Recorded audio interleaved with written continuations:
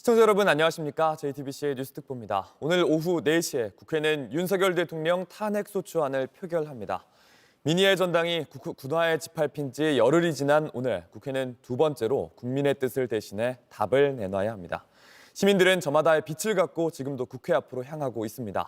탄핵소추안 표결까지 12.3 내란 사태 관련 소식 JTBC 스튜디오에서 계속해 전해드리겠습니다. 먼저 국회 상황 들어보겠습니다. 오늘 표결의 열쇠를 쥐고 있는 건 국민의힘입니다. 바로 국회로 가보겠습니다. 이혜원 기자가 나가 있습니다. 이 기자, 국민의힘이 오늘 비상의원총회를 열었죠. 뭘 논의 중입니까?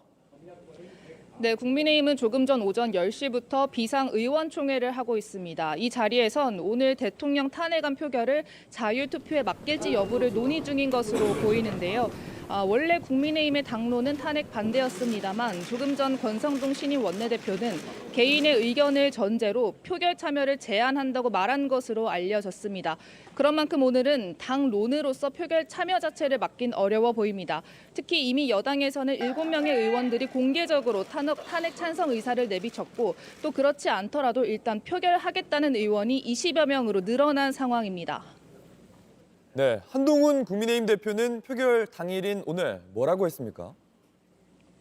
네, 국민의힘 한동훈 대표는 오늘 오전 의원총회 전에 대한민국과 국민만 생각하겠다. 그리고 제 뜻은 이미 말씀드렸다고 말한 바 있는데요. 사실상 탄핵 찬성하겠다는 뜻으로 보입니다. 한 대표는 또 어제부터 국회 본청 앞에서 탄핵 찬성 1인 시위를 하고 있는 국민의힘 김상욱 의원에게 자신의 목도리를 둘러주며 격려하기도 했습니다. 다만 한 대표는 오늘 의원들을 설득할 거냐라는 질문 등엔 따로 대답하지 않았습니다. 네, 지난주 1차 대통령 탄핵안 표결에는 여당이 3명만 참여했죠. 오늘은 어떻겠습니까?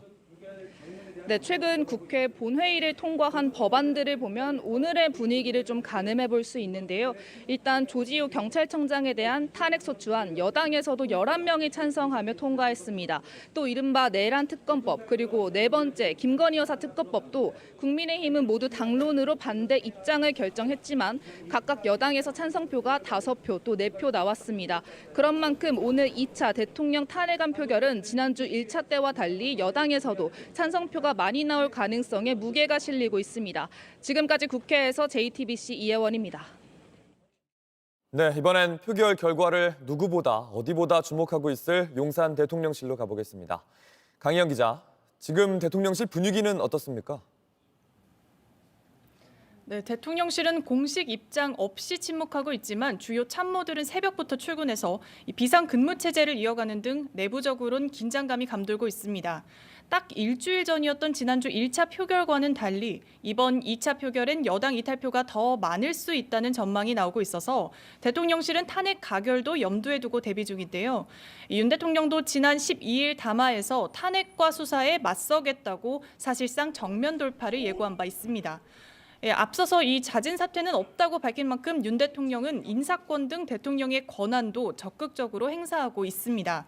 전날 대법관 후보자 임명 동의안을 국회에 제출하고 국방장관 후보자로 한기호 국민의의원을 지명하려 한 겁니다. 또 국민의힘 권성동 원내대표도 어제 야당이 일방 통과시킨 6개 법안에 대한 대통령 거부권 행사를 건의하기도 했습니다. 네, 표결 결과는 끝까지 알 수 없지만 만약 탄핵이 가결되면 윤 대통령은 어떻게 되는 겁니까? 네, 만약 국회에서 탄핵이 가결되면 용산 대통령실로 국회 탄핵 소추 의결서가 전달이 되는데요. 그 즉시 대통령의 직무는 정지됩니다. 앞서 박근혜 전 대통령의 경우는 이 과정이 3시간 정도 걸렸습니다. 이후 대통령으로서의 권한은 별도 의결 절차 없이 한덕수 국무총리에게 넘어가고 대통령 권한대행 체제로 전환되는데요. 그러니까 윤 대통령은 그 순간부로 국군 통수권, 또 사면 복권, 법률안 거부권 등 대통령으로서의 권한을 행사하지 못하게 되는 겁니다. 다만 직무는 정지되지만 대통령 신분까지 박탈되는 건 아니어서요. 한남동 관저 생활은 그대로 유지되고 관용차와 전용기를 이용하거나 경호도 그대로 받을 수 있습니다. 윤 대통령은 관저에서 머물면서 헌재의 탄핵 심판과 각종 수사에 직접 대비할 걸로 보입니다. 이미 수사에 대비해서 김홍일 전 방통위원장을 포함한 법률 대리인 선임에 나선 바 있는데요.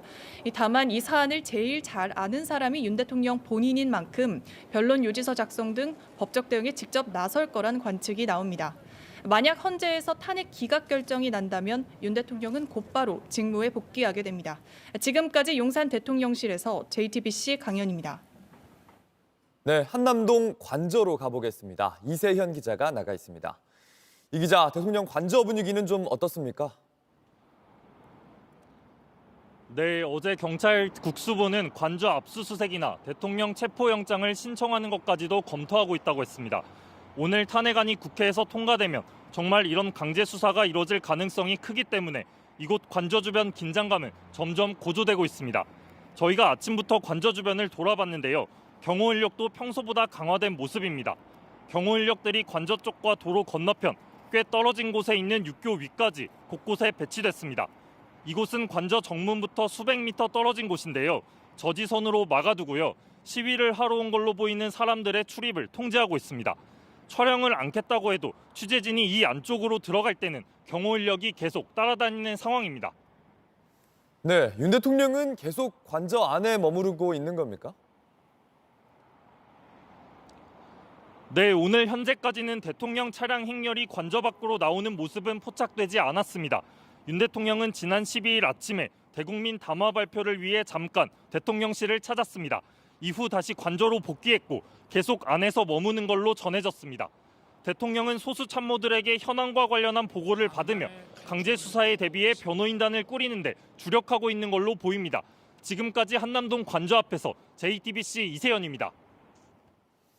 네, 이번엔 경찰 수사 소식입니다. 어젯밤 12.3 내란 사태에 가담한 혐의로 경찰청장과 서울경찰청장이 모두 구속됐습니다. 경찰 국수본에 나가 있는 취재기자 연결하겠습니다. 윤정주 기자, 구속영장이 어젯밤 늦게 발부됐죠? 네, 조주호 경찰청장과 김봉식 서울경찰청장이 구속된 건 어젯밤 10시쯤입니다. 두 사람은 12.3 내란 사태 당시 윤석열 대통령 지시를 받아 국회를 통제한 혐의를 받고 있습니다. 법원은 증거인멸 우려가 있다면서 영장을 발부했는데요. 두 사람이 계엄 전후 상황을 일부러 숨기고 관련 문서도 파기했다는 경찰의 판단이 옳다는 데 무게를 실은 겁니다. 계엄 당일 저녁 7시쯤 두 사람은 대통령 안가에서 대통령을 만났고 이 자리에서 장학할 기간 등 대통령 지시사항이 담긴 문서를 받았습니다. 하지만 조 청장과 김 청장은 국회에 출석해서나 경찰 1차 조사에서 이런 내용을 말하지 않았는데요. 또 조 청장은 당시 받은 문건을 집에 와서 찢었다고 진술했습니다. 네, 수사는 계속 윗선으로 향하게 될 것 같습니다. 경찰 1, 2인자인 두 사람은 구속영장에 내란죄의 중요 임무 종사자로 적시됐습니다. 그리고 대통령과 공모한 걸로 돼 있었는데요. 결국 대통령이 중요 임무 종사자의 윗선인 내란죄의 우두머리인 겁니다. 실제 조 청장은 계엄령 선포 이후 윤 대통령이 6차례 전화해 국회의원 체포 등을 지시했다고 말했습니다. 경찰은 조 청장 개인 휴대전화와 비아폰을 확보해 포렌식하고 또 대통령실에서 이미 제출받은 자료들을 분석하며 진술을 뒷받침할 증거를 찾고 있습니다. 증거가 충분히 확보되면 어제 검토하고 있다고 한 윤 대통령에 대한 체포영장과 통신영장 신청도 이뤄질 걸로 보입니다. 한남동 대통령 관저와 대통령실에 대한 추가 압수수색에 들어갈 가능성도 있습니다. 지금까지 경찰청 국가수사본부에서 JTBC 윤정주입니다. 네, 그러면 탄핵 전 상황을 이성대 정치부 기자 그리고 노희범 전 헌법재판소 헌법연구관과 이야기 나눠보겠습니다. 안녕하세요. 안녕하세요. 이성대 기자, 오늘 탄핵소추안 표결을 이제 몇 시간 안 남겼는데 오늘 지난번과는 좀 다른 절차로 표결이 되는 겁니까? 근본적으로 탄핵 표결안도 일종의 법안이기 때문에 큰 절차의 그 어떤 변화 가능성은 없어 보입니다. 다만 지금 이 국민의힘이 지금 의원총회를 열고 있기 때문에 지난 토요일 같은 경우에는 국민의힘이 부결 당론으로 정하고 표결에 참석 자체를 하지 않았습니다. 네. 다만 이번에 당론이 바뀌거나 어떤 그런 변화가 생겨서 국민의힘 측에서 만약에 표결에 참여한다, 그럼 예를 들어 뭐 찬반 토론 같은 것들이 진행이 될 가능성도 있고요. 그건 좀 더 이제 오후에 봐야 될 텐데 전반적인 그 표결 프로세스는 큰 차이가 없이 진행이 될 것 같습니다. 그래서 지금 오후 4시로 예정이 돼 있는데 큰 변동사항이 없으면 뭐 2시간 정도 안에 결론이 날 가능성이 있는 겁니다. 네, 2시간 정도 걸릴 수 있겠군요. 여당에서는 좀 지난번에는 반대 당론이었는데 정리된 입장이 좀 있습니까? 네, 말씀드린 것처럼 지금 국민의힘은 의원들이 오전 10시부터 지금 대략 한 2시간 정도 가까이 되고 있는데 네. 비공개로 의원총회를 하고 있습니다. 지금 1차 지난 7일 탄핵 같은 경우에 당론으로 부결을 정했기 때문에 이 당론을 다시 바꿀 것인지 아니면은 이 당론을 유지할 것인지를 놓고 지금 이야기를 하고 있는 겁니다. 네. 지금 여러 그 언론들도 지금 그 국민의힘 의원총회가 열리고 있는 회의장 밖에서 계속 그 취재를 하고 있는데 지금 들리는 이야기로 가장 최근 나온 이야기가 권성동 원내대표가 본인의 개인 의견을 전제로 표결 참여를 제안했다. 다만 당론 변경 여부는 의원들의 토론을 좀 해달라라고 이야기를 했다는 것입니다. 본인 개인의 의견으로서는 표결에 참여하는 게 어떠냐라고 얘기를 했다는 것이고요. 다만 이제 그 의원총회 들어가다가 그 윤상현 의원 지금 강하게 탄핵을 반대하고 있는 윤상현 의원 같은 경우에는 당론을 바꾸기가 힘들 것이다. 왜 그러냐면 국민의힘 당원 당규에 따라서 제적의 3분의 2 이상의 또 찬성이 있어야 당론을 바꾸는 절차가 성사가 된다라는 겁니다. 그래서 상당히 그 당론 변경에 그 회의적인 입장을 보이고 있고 또 다른 의원들은 개별적으로 들어가서 투표를 하겠다 이런 입장들도 내고 있어서 상당히 조금 더 오랜 시간이 지나야 국민의힘의 통일된 입장이 좀 나올 가능성이 있어 보입니다. 네, 근데 당론은 여전히 반대고 당론이 바꾸기가 어려우니까 권성동 원내대표도 아마 뭐 개인 의견이니까 그래도 표결에는 참여하는 게 좋겠다 이렇게 얘기를 한 것 같은데 이 당론이 그럼 바뀌지 않는 거에 대해서는 뭐 크게 영향받지는 않는 겁니까? 일단 뭐 그 부분은 이제 의원총회에서 어떻게 결론이 날지 모르겠는데요. 일단 여러 가지 다 가능성이 있는데 만약에 당론이 부결로 그대로 있다고 할 경우에 지금 여러 가지 그 여론적인 압박이 지난 7일과 일주일이 지난 오늘의 그 상황이 많이 달라져 있지 않습니까? 이런 상황에서 똑같이 1차와 같은 부결로서의 당론을 유지하는 것이 과연 국민의힘 입장에서 가능한 건지는 좀 따져봐야 할 필요가 있고요. 그럼에도 불구하고 지난번 같은 경우에도 3명이 당론과 다르게 표결에 참여를 했습니다. 찬반을 떠나서. 네. 그렇기 때문에 이번 같은 경우에도 만약에 당론이 유지된다 할지라도 3명 이상의 어떤 국민의힘 의원들이 투표에 개별적으로 참여할 가능성도 따져봐야 될 텐데 이미 7명까지가 지금 표결에 참석해서 찬성을 던지겠다라는 입장을 밝혔기 때문에 뭐 당론을 유지하냐 여부 또 당론이 유지가 됐음에도 불구하고 개별 의원들이 투표에 참여할지 여부 이런 것들은 좀 봐야 될 가능성이 큽니다. 네, 여전히 근데 8표가 필요하고 지금 7명까지 찬성을 한 상황인 거죠?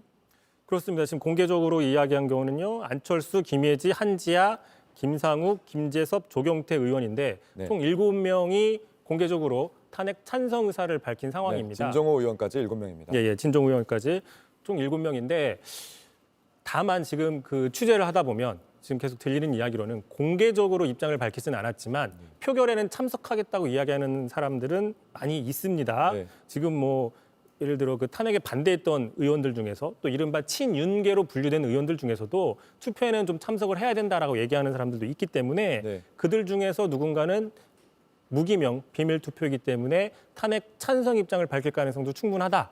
뭐 그래서 벌써 지금 나오는 이야기들은 200표가 지금 의결 정수지 않습니까? 네. 200한 최소 2, 30까지도 갈 수 있다 이런 얘기도 나오고 있는 겁니다. 네, 굉장히 많은 수가 그럼 찬성할 수도 있는 겁니다.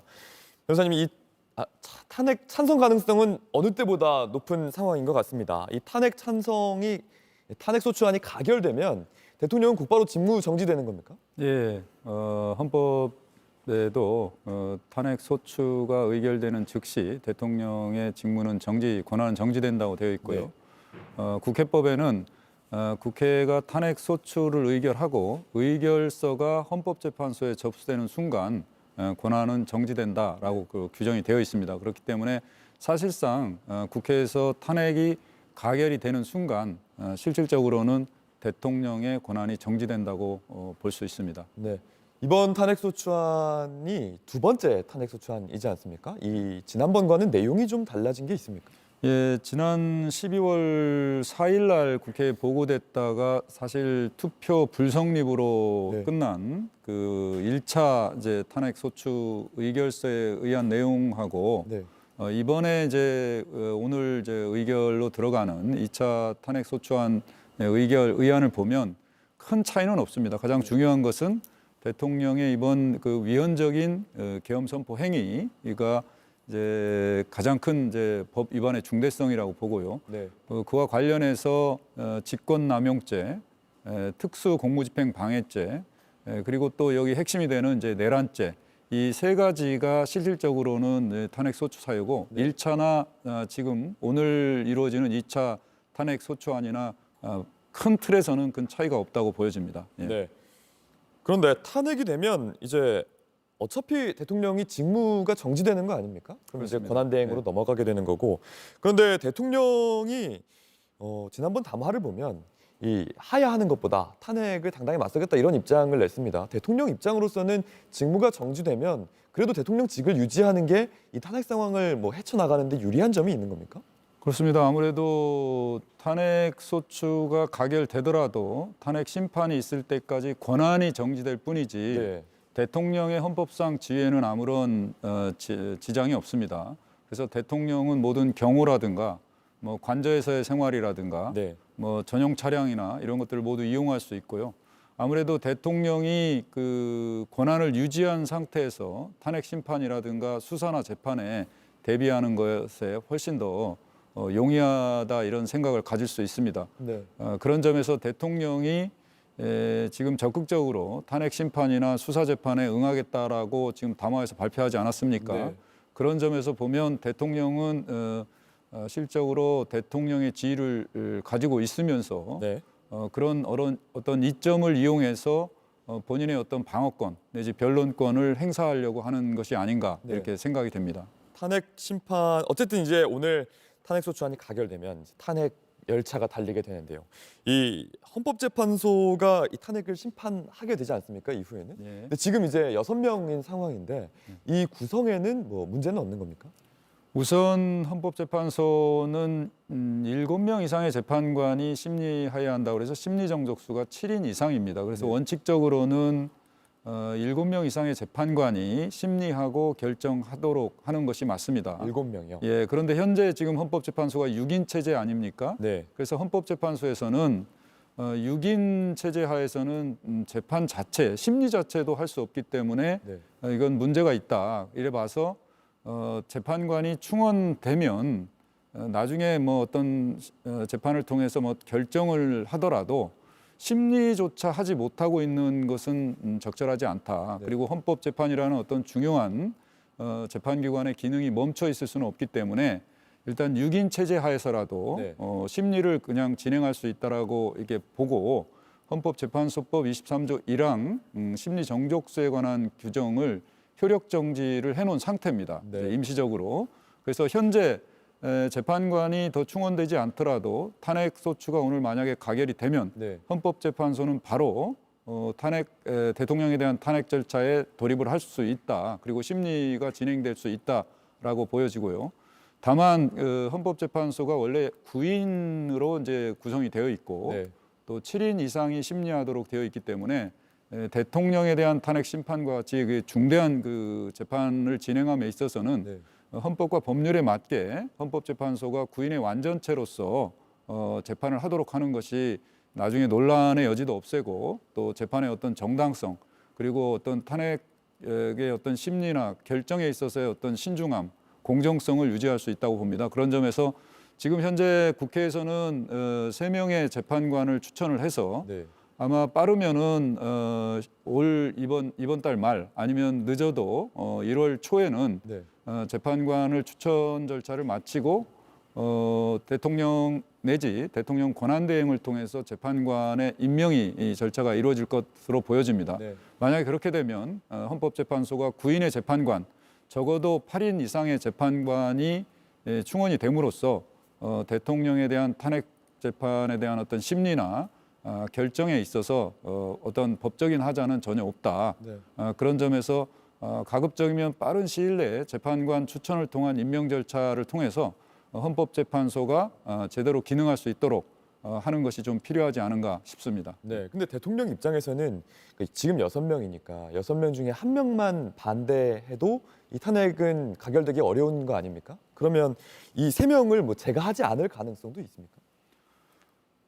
아직까지 그 대통령의 어떤 임명권은 뭐 헌법상의 권한이고요. 다만 이제 이번 그 공석인 재판관들의 어떤 임명은 실질적으로 국회 추천 몫입니다. 네. 그런데 국회 추천 몫을 국회가 추천하면 대통령은 형식적으로 임명하는 절차에 불과합니다. 네. 그렇기 때문에 이번 국회 추천목 3분의 재판관은 대통령에게 어떤 실질적 임명 권한이 아니고 국회에게 있는 것이고 네. 대통령은 형식적 임명 권한만 있기 때문에 국회가 3명의 재판관을 추천을 하면 네. 대통령은 재판관을 임명해야 될 헌법상의 의무가 있다고 저는 생각이 되고요. 네. 그래서 대통령의 어떤 그 헌법상의 책무로서 더군다나 지금 헌법재판소가 6인 체제 아닙니까? 헌법재판소라는 헌법기관의 어떤 구성을 네. 완성시킨다는 어떤 대통령의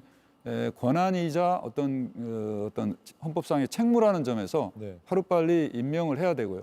다만 대통령이 그럼에도 불구하고 지금 말씀하신 대로 임명을 하지 않는다라고 하면은 사실상 그것을 강제할 수 있는 방법은 없다. 네.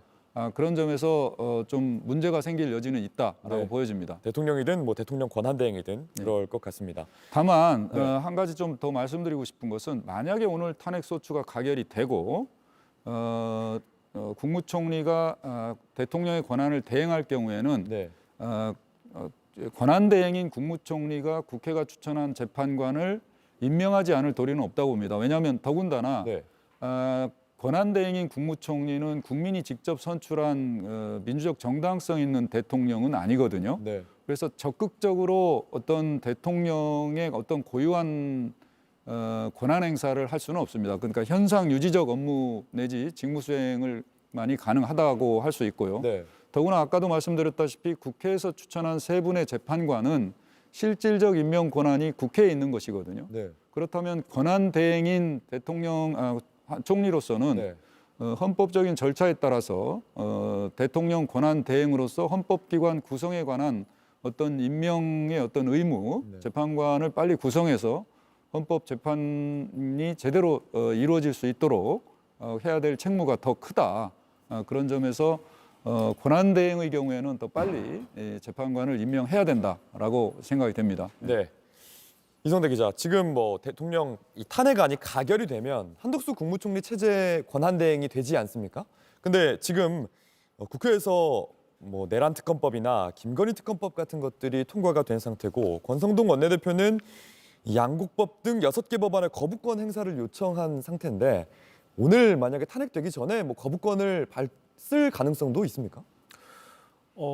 지금은 이제 사실상 비상 상황이고 또 모든 가능성에 대해서 또 이제 생각을 해봐야 될 상황이기 때문에 이론적으로는 가능하다고 볼 수 있습니다. 네. 여전히 윤석열 대통령이 권한을 가지고 있기 때문에 이미 권성동 국민의힘 원내대표가 어제였죠. 그 6개 양곡법 등 그 국회 증언 감정법 등에 대한 거부권 행사를 요청을 한 게 있기 네. 때문에 얼마든지 가능성은 있다고 볼 수 있습니다. 다만 만약에 그렇게 될 경우에는요. 지금부터는 이제 예측의 영역인데 지금 이제 오후 4시로 예정이 된 2차 탄핵안 표결을 앞두고 대통령의 어떤 권한으로서의 그런 거부권 행사를 했을 경우에 네. 지금 국민의힘 측의 이 여러 명의 의원들 108명의 상당수 의원들이 지금 표결을 할지 말지 어떻게 할지에 대한 결정을 가지고 의논하고 있는 상황이기 때문에 네. 이런 의견이나 이런 의총에 영향을 미칠 가능성이 있다라고 볼 수 있는 것이죠. 그 영향은 아무래도 긍정적이기보다는 좀 부정적인 영향을 미칠 가능성이 크다 이렇게 볼 수 있기 때문에 뭐 이론적으로는 가능하지만 현실적으로는 좀 쉽지 않을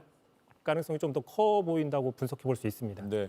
그런데 이제 윤 대통령이 지난 7일에 전국 안정 방안이나 임기나 우리 당에 일임하겠다 이렇게 말한 뒤에도 또 계속해서 좀 대통령 권한을 행사해 왔다 이런 내용의 보도도 저희가 많이 전해드렸지 않습니까? 대통령이 계속 권한 행사를 하고 있는 상황 아닙니까?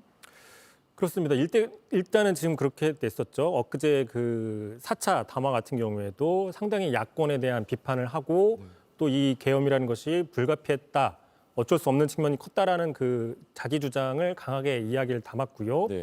또 끝까지 국민들과 함께 뭐 싸우겠다 이런 표현도 했기 때문에 지금 상당히 입장이 바뀐 상황입니다. 지난 7일 1차 탄핵안 표결에 네, 잠시 앞서는 지금 이재명 더불어민주당 대표가 입장을 밝히고 있는 중인데요. 이거 영상 보고 오겠습니다.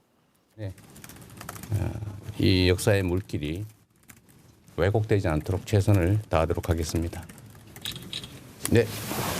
민주당 내부에서 그 이탈표, 그러니까 가결표 던질 국민의힘 의원들 표 계산이 완료됐다고는 하시는데 좀 몇 표 정도 예상하세요? 알 수 없지요. 그분들이 정의의 관점에서 국민을 위해 행동할 것인지 그야말로 사리사욕, 당략을 위해서 행동할 것인지는 저희로서는 알 수가 없습니다. 최선을 다해야죠.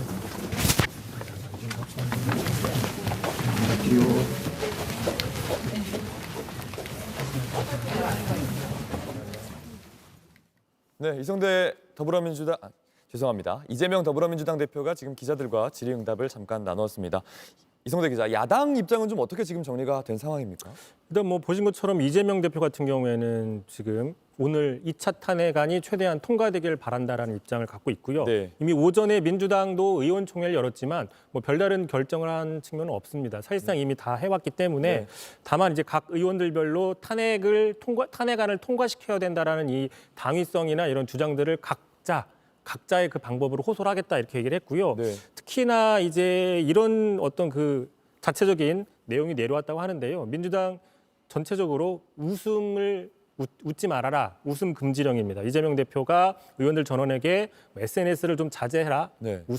웃지 말아라. 또 오늘 오전 의총에서도 개별 소속 의원들의 언행을 좀 신중하게 해라. 뭐 이런 식의 어떤 그 내부 지침이 내려왔다고 합니다. 아무래도 이 탄핵이라는 것은 뭔가 웃고 떠들고 할 수 있는 그런 어떤 이슈는 아니지 않습니까? 네. 가벼운 이벤트가 아니기 때문에 상당히 심각하고 어떤 헌정사에서 있으면 안 되는, 가급적이면 없어야 되는 상황이 바로 이런 대통령에 대한 탄핵 소추이기 때문에 네. 이런 상황을 앞두고 표결을 앞두고 어떤 논란이 될 만한 가벼운 언행들을 하지 말라라는 게 지금 민주당에서 나온 가장 최신의 소식이고요. 네.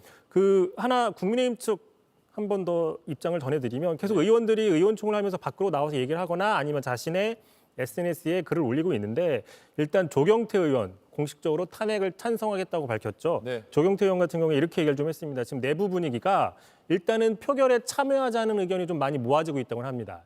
당론으로 부결이었고 지난번에 네. 집단적으로 퇴장을 했었죠.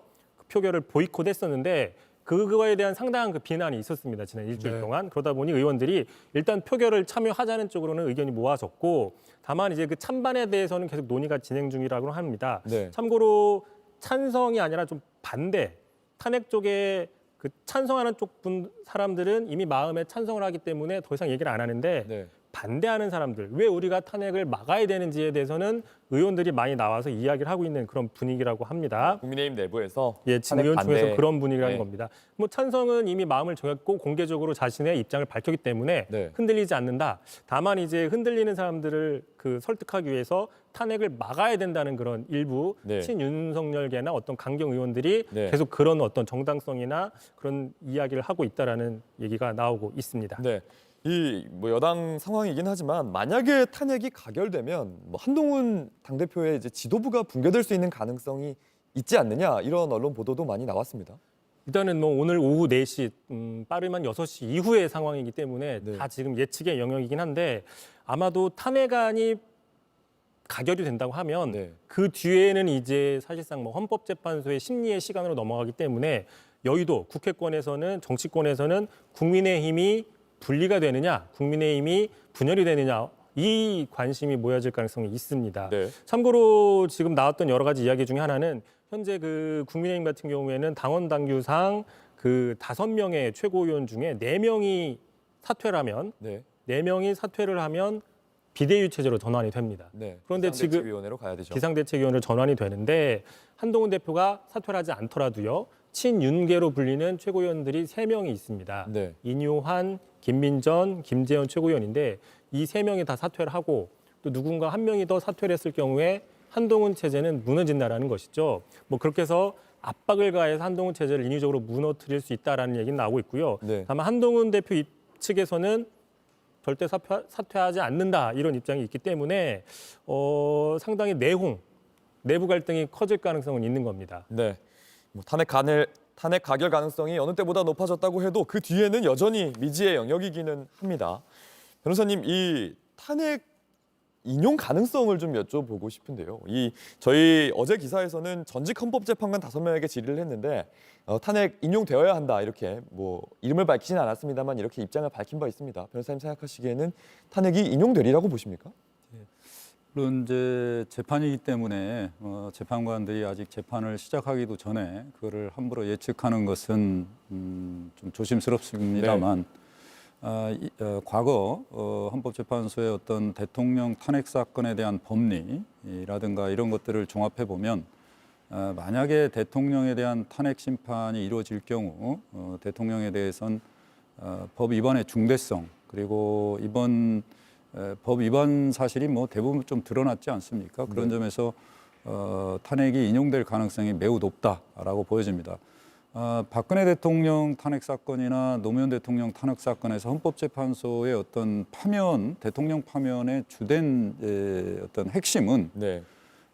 헌법 위반, 법률 위반 사실이 명백하고 헌법이나 법률 위반이 있더라도 대통령을 임기 중 파면할 정도로 중대한 법 위반이었느냐 여부가 이제 최대 쟁점이었습니다. 그래서 네. 노무현 대통령 때는 그런 중대한 법 위반이 아니다. 그래서 파면할 정도에 이르지 않는다라고 봐서 이제 탄핵을 기각을 했고요. 네. 박근혜 대통령의 경우에는 대통령으로서의 헌법 법률 위반이 중대하다. 그래서 대통령의 임기를 배제시키고 파면을 해야 될 정도로 중대하고 그 대통령의 파면으로 인한 어떤 국가적 손실이 있더라도 그거를 통해서 헌법소의 이익이 훨씬 더 크다라고 봤거든요.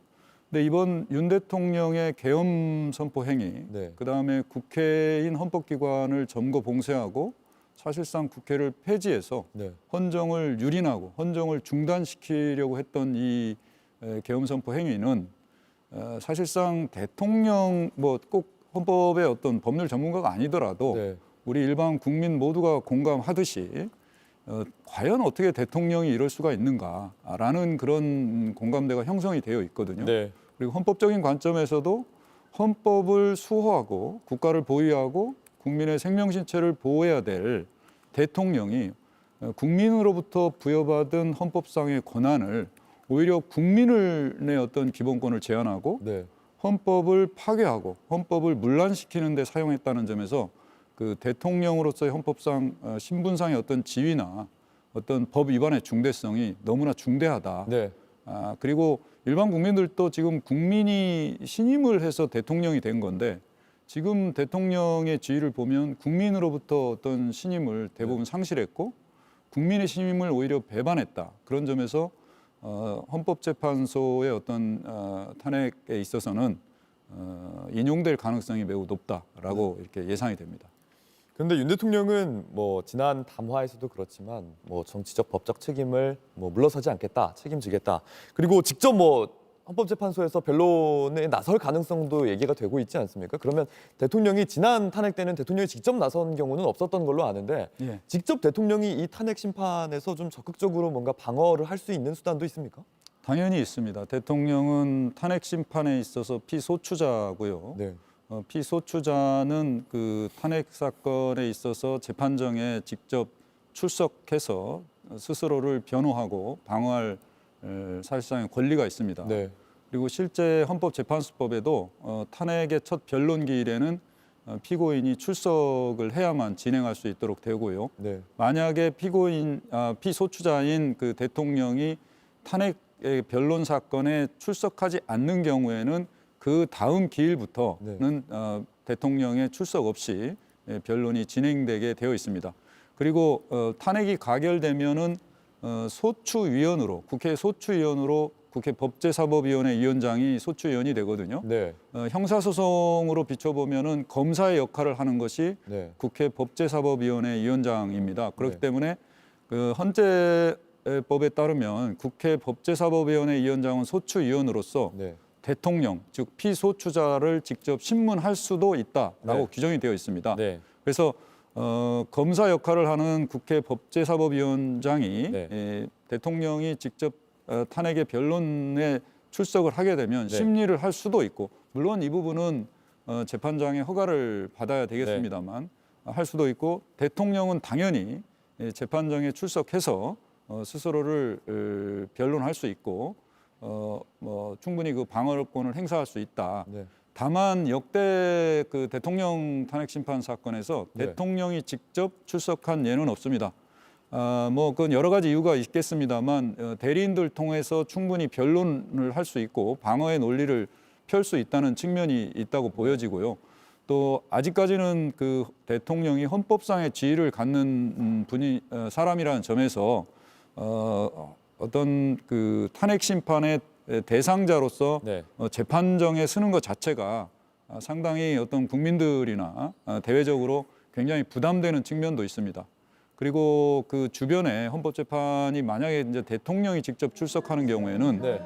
대통령의 탄핵에 대한 찬반에 대한 어떤 여론을 갖고 있는 국민들이 많은 집회나 시위가 있을 수도 있고요. 네. 또 만약에 뭐 대통령이 출석을 하게 되면은 좀 경호 문제라든가 이런 문제점이 있기 때문에 과거에도 대통령 탄핵 심판 사건에 있어서 대통령이 직접 헌법재판소 재판정에 출석한 예는 없었다. 네. 그런 점에서 좀 지켜봐야 되겠습니다만 현실적으로는 대통령이 탄핵 심판에 출석하기는 좀 어렵지 않을까라는 생각은 듭니다. 네, 현재 지금 국회 앞 상황을 보여드리고 있습니다. 낮 1시 반부터 계속해서 집회가 예고되어 있고요. 지금 굉장히 침착한 상태로 모여 있는데 4시까지 탄핵 결과까지 시민들이 계속 더 모일 걸로 보입니다. 변호사님, 그러면 이 지난 탄핵 심판과 이번 탄핵, 만약에 탄핵 가결되면 이번 탄핵 심판 어떤 점은 좀 비슷하고 어떤 점은 좀 다른 점이 있을 거라고 보십니까?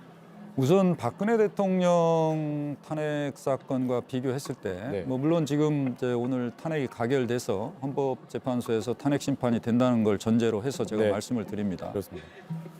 박근혜 대통령의 탄핵 소추 사유는 대부분 뭐 공무상 비밀 누설이라든가, 네. 뭐 대통령의 공익 실현 의무, 특히 이제 최서원 씨와의 어떤 관계, 뭐 최서원 씨가 어떤 추천한 사람을 공무원으로 임명했다든가. 네.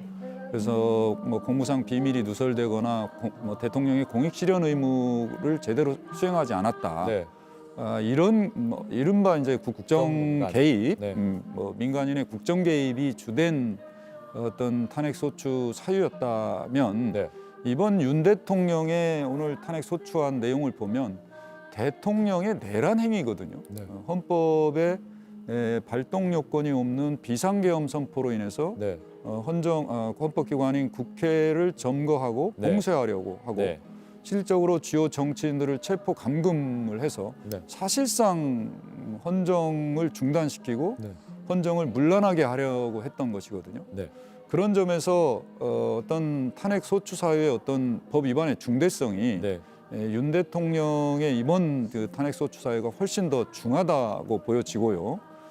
그리고 이제 박근혜 대통령과 이제 윤 대통령의 탄핵 소추 사유에 대한 어떤 입증, 사실관계가 이제 확실히 드러났느냐라는 네. 것이 이제 재판 과정에서 드러나야 되는데 박근혜 대통령의 경우에는 사실 내밀한 부분 아니겠습니까? 네.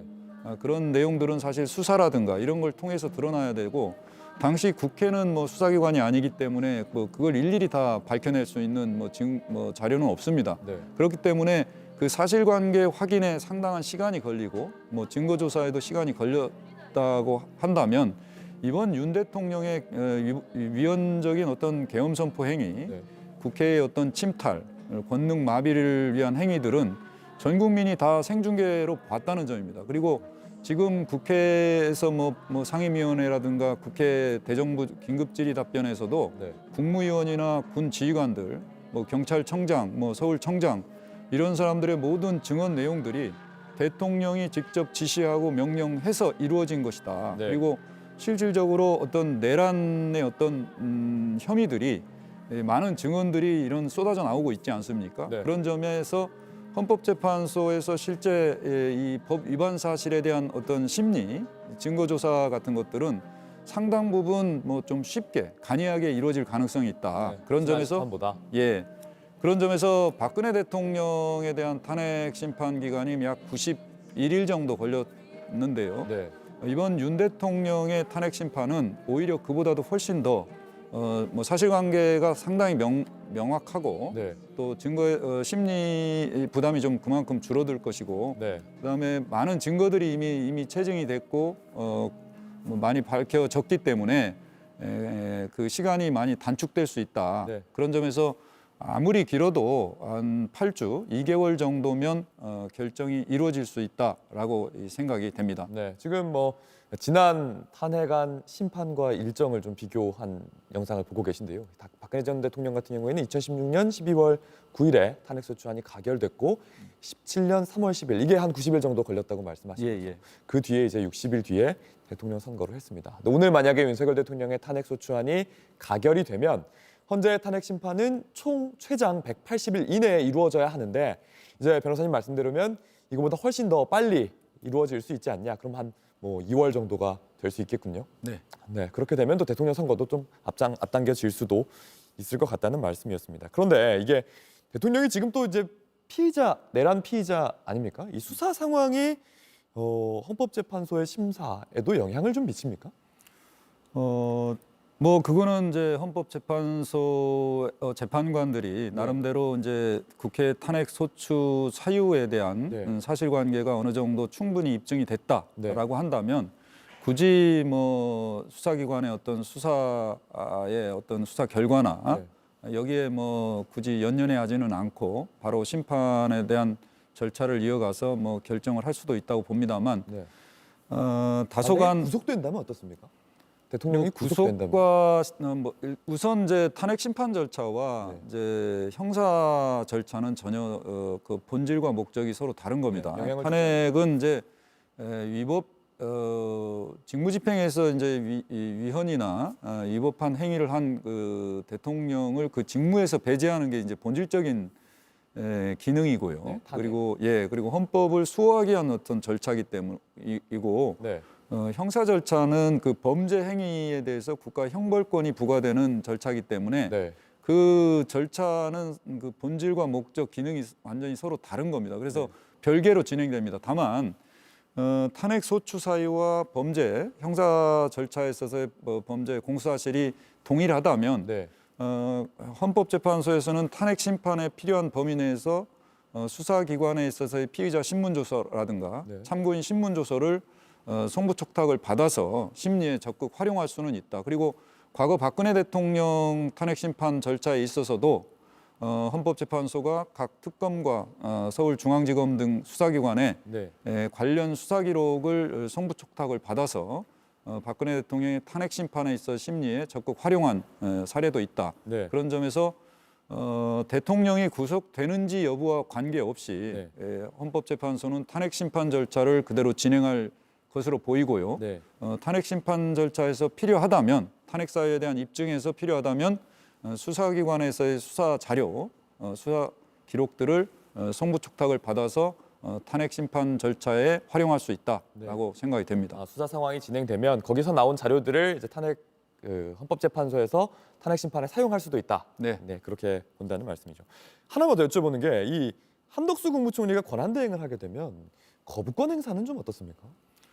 원래 권한 대행은 국민이 직접 선출해서 뽑은 대통령이 아닙니다. 그래서 이제 민주적 정당성이 없는 것이고요. 다만 비상적 상황에서 대통령이 권리나 사고 시에 대통령의 권한을 대행하는 거기 때문에 권한 대행자의 업무 범위가 헌법에 뭐 명백히 규정되어 있지는 않습니다만 헌법학 이론상 그리고 어떤 민주주의 제도에서 국민이 직접 부여한 대통령의 헌법상 권한의 어떤 한계상 권한 대행이 직무를 수행하는 데 있어서는 대통령이 가지고 있는 고유한 권한을 형성적으로는 행사할 수 없고 현상 유지, 임시적으로 현상 유지를 하는 데 사용할 수 있다는 것이 원칙입니다. 물론 권한 대행 기간 중에도 국가의 비상사태 같은 것이 생길 수 있기 때문에 물론 그럴 경우에는 예외적으로 적극적으로 어떤 비상적 조치,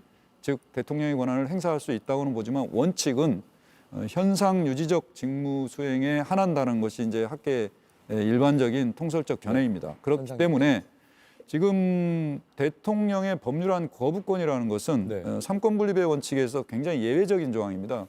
국회도 국민의 대표 기관이고 입법권을 가지고 있고요.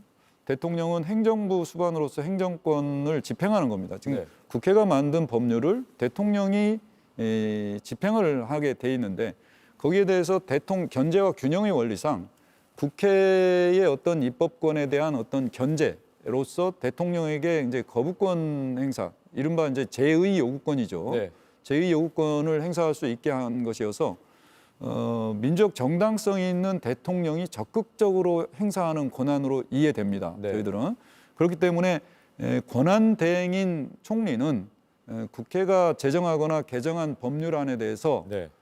대통령의 고유한 권한, 민족 정당성을 전제로 한 대통령의 고유한 권한을 행사할 수는 없다라고 저는 판단이 됩니다. 그래서 만약에 대통령 권한 대행으로서 국회가 제정 또는 개정한 법률안이 정부에 왔을 때 네. 대통령 권한 대행은 법률안의 제의 요구권을 행사할 수는 없다라고 저는 판단이 됩니다. 예. 네. 그러면 국회법에 따르면 이제 탄핵 소추가 가결이 되면 지난 전례들을 좀 말씀을 드리겠습니다. 2004년 노무현 전 대통령 탄핵 당시엔 국회 가결 약 5시간 후에 직무가 정지가 됐고요. 박근혜 전 대통령 탄핵 때는 약 3시간 정도 걸렸습니다. 네. 지금 각계각층에서도 이 탄핵 표결을 앞두고 여러 목소리가 좀 쏟아지고 있습니다.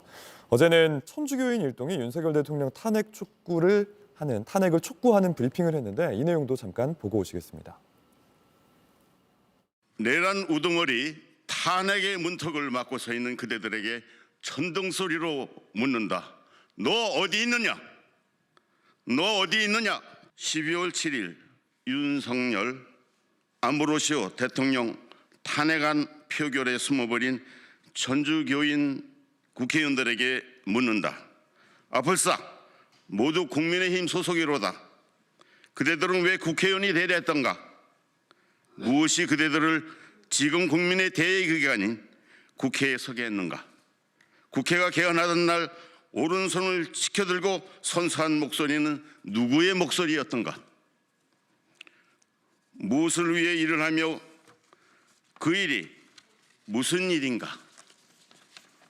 이미 그대들이 알몸인 것이 드러나는데 번듯한 금배지 뒤에 숨으려 하지 말고 나와서 말해보라.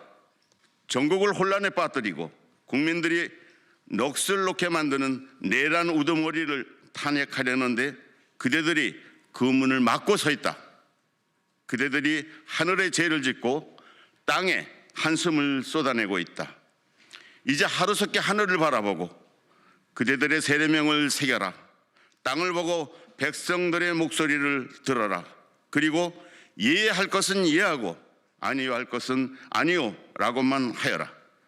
그 이상의 것은 악에서 나오는 것이다.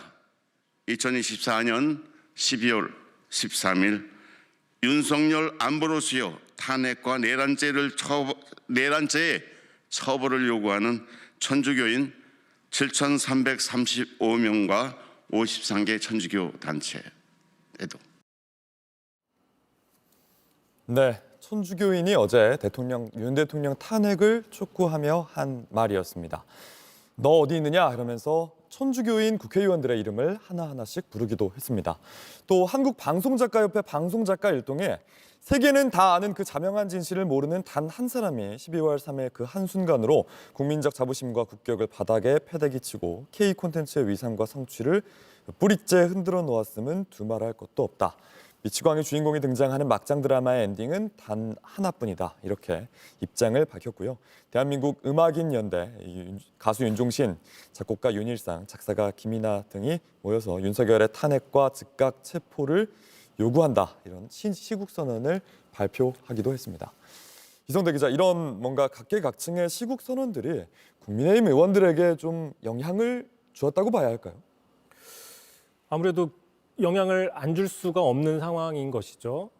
지난 7일 날 1차 탄핵안 투표의 경우에는 말씀드린 것처럼 국민의힘이 당론으로 부결을 정했고 그래서 아예 투표장에 들어가지도 않았습니다. 혹시나 이 탄핵안 표결의 경우에는 기명이 아니라 무기명 비밀 투표이기 때문에 당론을 어기고 그러니까 탄핵 찬성을 적을 수 있는 의원들을 걱정했다, 이런 분석들이 많았죠. 그러다 보니까 단체로 쉽게 얘기하면 부결을 하고 밖으로 나가고 본회의장에 들어오지 않기 때문에 찬성과 반대 여부를 떠나서 표결 자체에 참여하지 않는 건 너무나 국회의원으로서 바람직한 모습이 아니다라는 의견들이 너무 많았고요. 이것이 지난 일주일 동안의 어떤 이 탄핵 흐름에서 국민의힘을 좀 압박하는 흐름으로 많이 작용한 측면도 있습니다.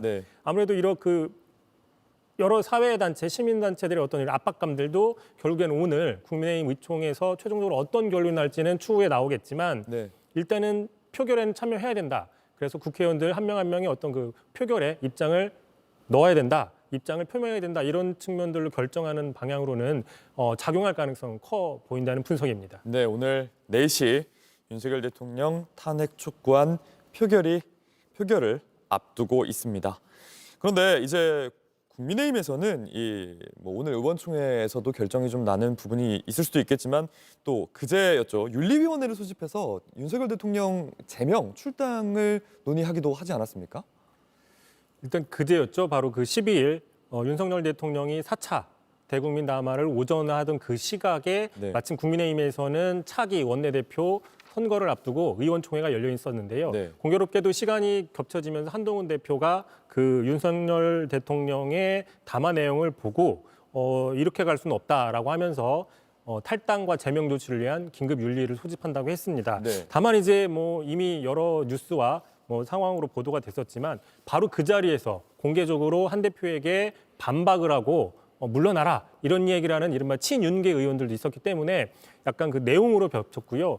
지금 나오는 얘기는 사실상 대통령에 대한 1호 당원이라고는 합니다, 보통. 네. 1호 당원이긴 하지만 국민의힘 당원 당규상 대통령의 어떤 탈당과 제명하는 그 조치들이 아직 그 당원 당규적으로 명백하게 정해져 있지 않기 때문에 네. 윤리위에 회부를 하거나 그리고 회부한 뒤에 제명하거나 탈당하는 조치들이 뭔가 한동훈 대표의 그 발언 이후에 즉각적으로 이루어진 측면은 아직은 없는 걸로 파악이 되고 있습니다. 네. 네, 계속해서 JTBC 뉴스특보 이어가겠습니다. 잠시 전하는 말씀 듣고 오겠습니다. 강한 뼈는 단단한 뼈를 말하는 거죠. 뭐? 그런 당연한 소리를. 그럼 그대로 챙기시죠. 단단하게. 기능성 원료인 유단백 추출물 인체 적용 시험 결과 골밀도 골강도 증가 확인. 약해진 뼈를 단단하게. 뼈엔 MVP.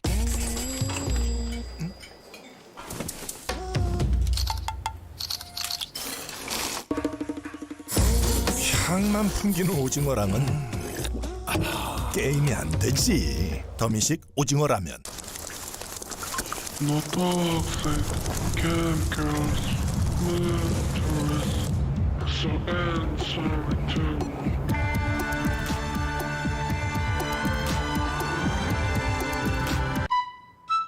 스윗한 거? 스파이시? 아니다. 크리미한 거? 내 마음 어떻게 알았지? 고마워요. 고추마요. 프라닭 치킨. 네, JTBC 뉴스특보 이어가고 있습니다. 정치부 이성대 기자 그리고 노희범 전 헌법재판관 헌법연구관과 이야기 나누고 있습니다. 이성대 기자, 어제 이제 국회 본회의에서 두 번째 현안 질의가 있었는데요. 여기서는 또 어떤 내용들이 좀 있었습니까? 근데 어제 오후였죠. 국회에서 긴급 현안 질의, 이번 비상계엄 사태에 대한 긴급 현안 질의가 있어서 한덕수 네. 국무총리를 비롯해서 대부분의 국무위원들이 국회 본회의에 출석을 했는데 상당히 좀 의미 있는 이야기들이 나왔는데요. 뭐냐면 그 12월 3일 밤, 그러니까 비상계엄을 선포하기 직전에 지금 윤석열 대통령 측은 국무회의를 소집했다는 것이고 지금 야권에서는 국무회의가 절차가 제대로 진행되지 않았다고 이야기를 하고 있지 않습니까? 네. 법적으로는 국무회의를 사전에 열어서 심의를 해야 되기 때문에 이게 상당히 절차적으로 중요한 측면이 있는데 그리고 또 하나는 윤석열 대통령이 이번 계엄은 뭔가 그 국헌이나 국정을 혼란하려고 하는 것이 아니라 야당에 경고를 하기 위한 차원의 네.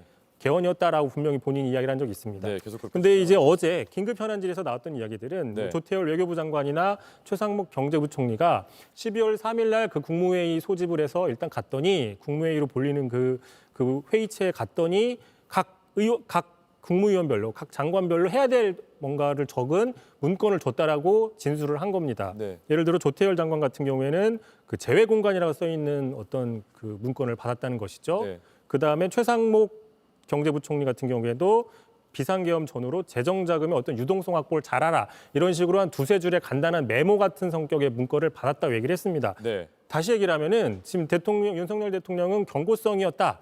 이게 치밀하게 준비가 되지 않은 야당에 대한 어떤 그 경고성 계엄이라는 측면, 뭔가 이게 즉흥적이라는 측면을 강조하고 있는 상황인데 미리미리 문건을 제시하고 준비했다는 얘기는 이것이 계엄이 미리 준비된 거에 대한 근거가 아니냐 이게 지금 야당에서 나오고 있는 이야기입니다. 네, 단발성이 아니라 혹시 계엄 이후 상황을 계속해서 염두에 두고 있었던 거 아니냐 이런 뭐 근거로 얘기할 수 있을 것 같은데요.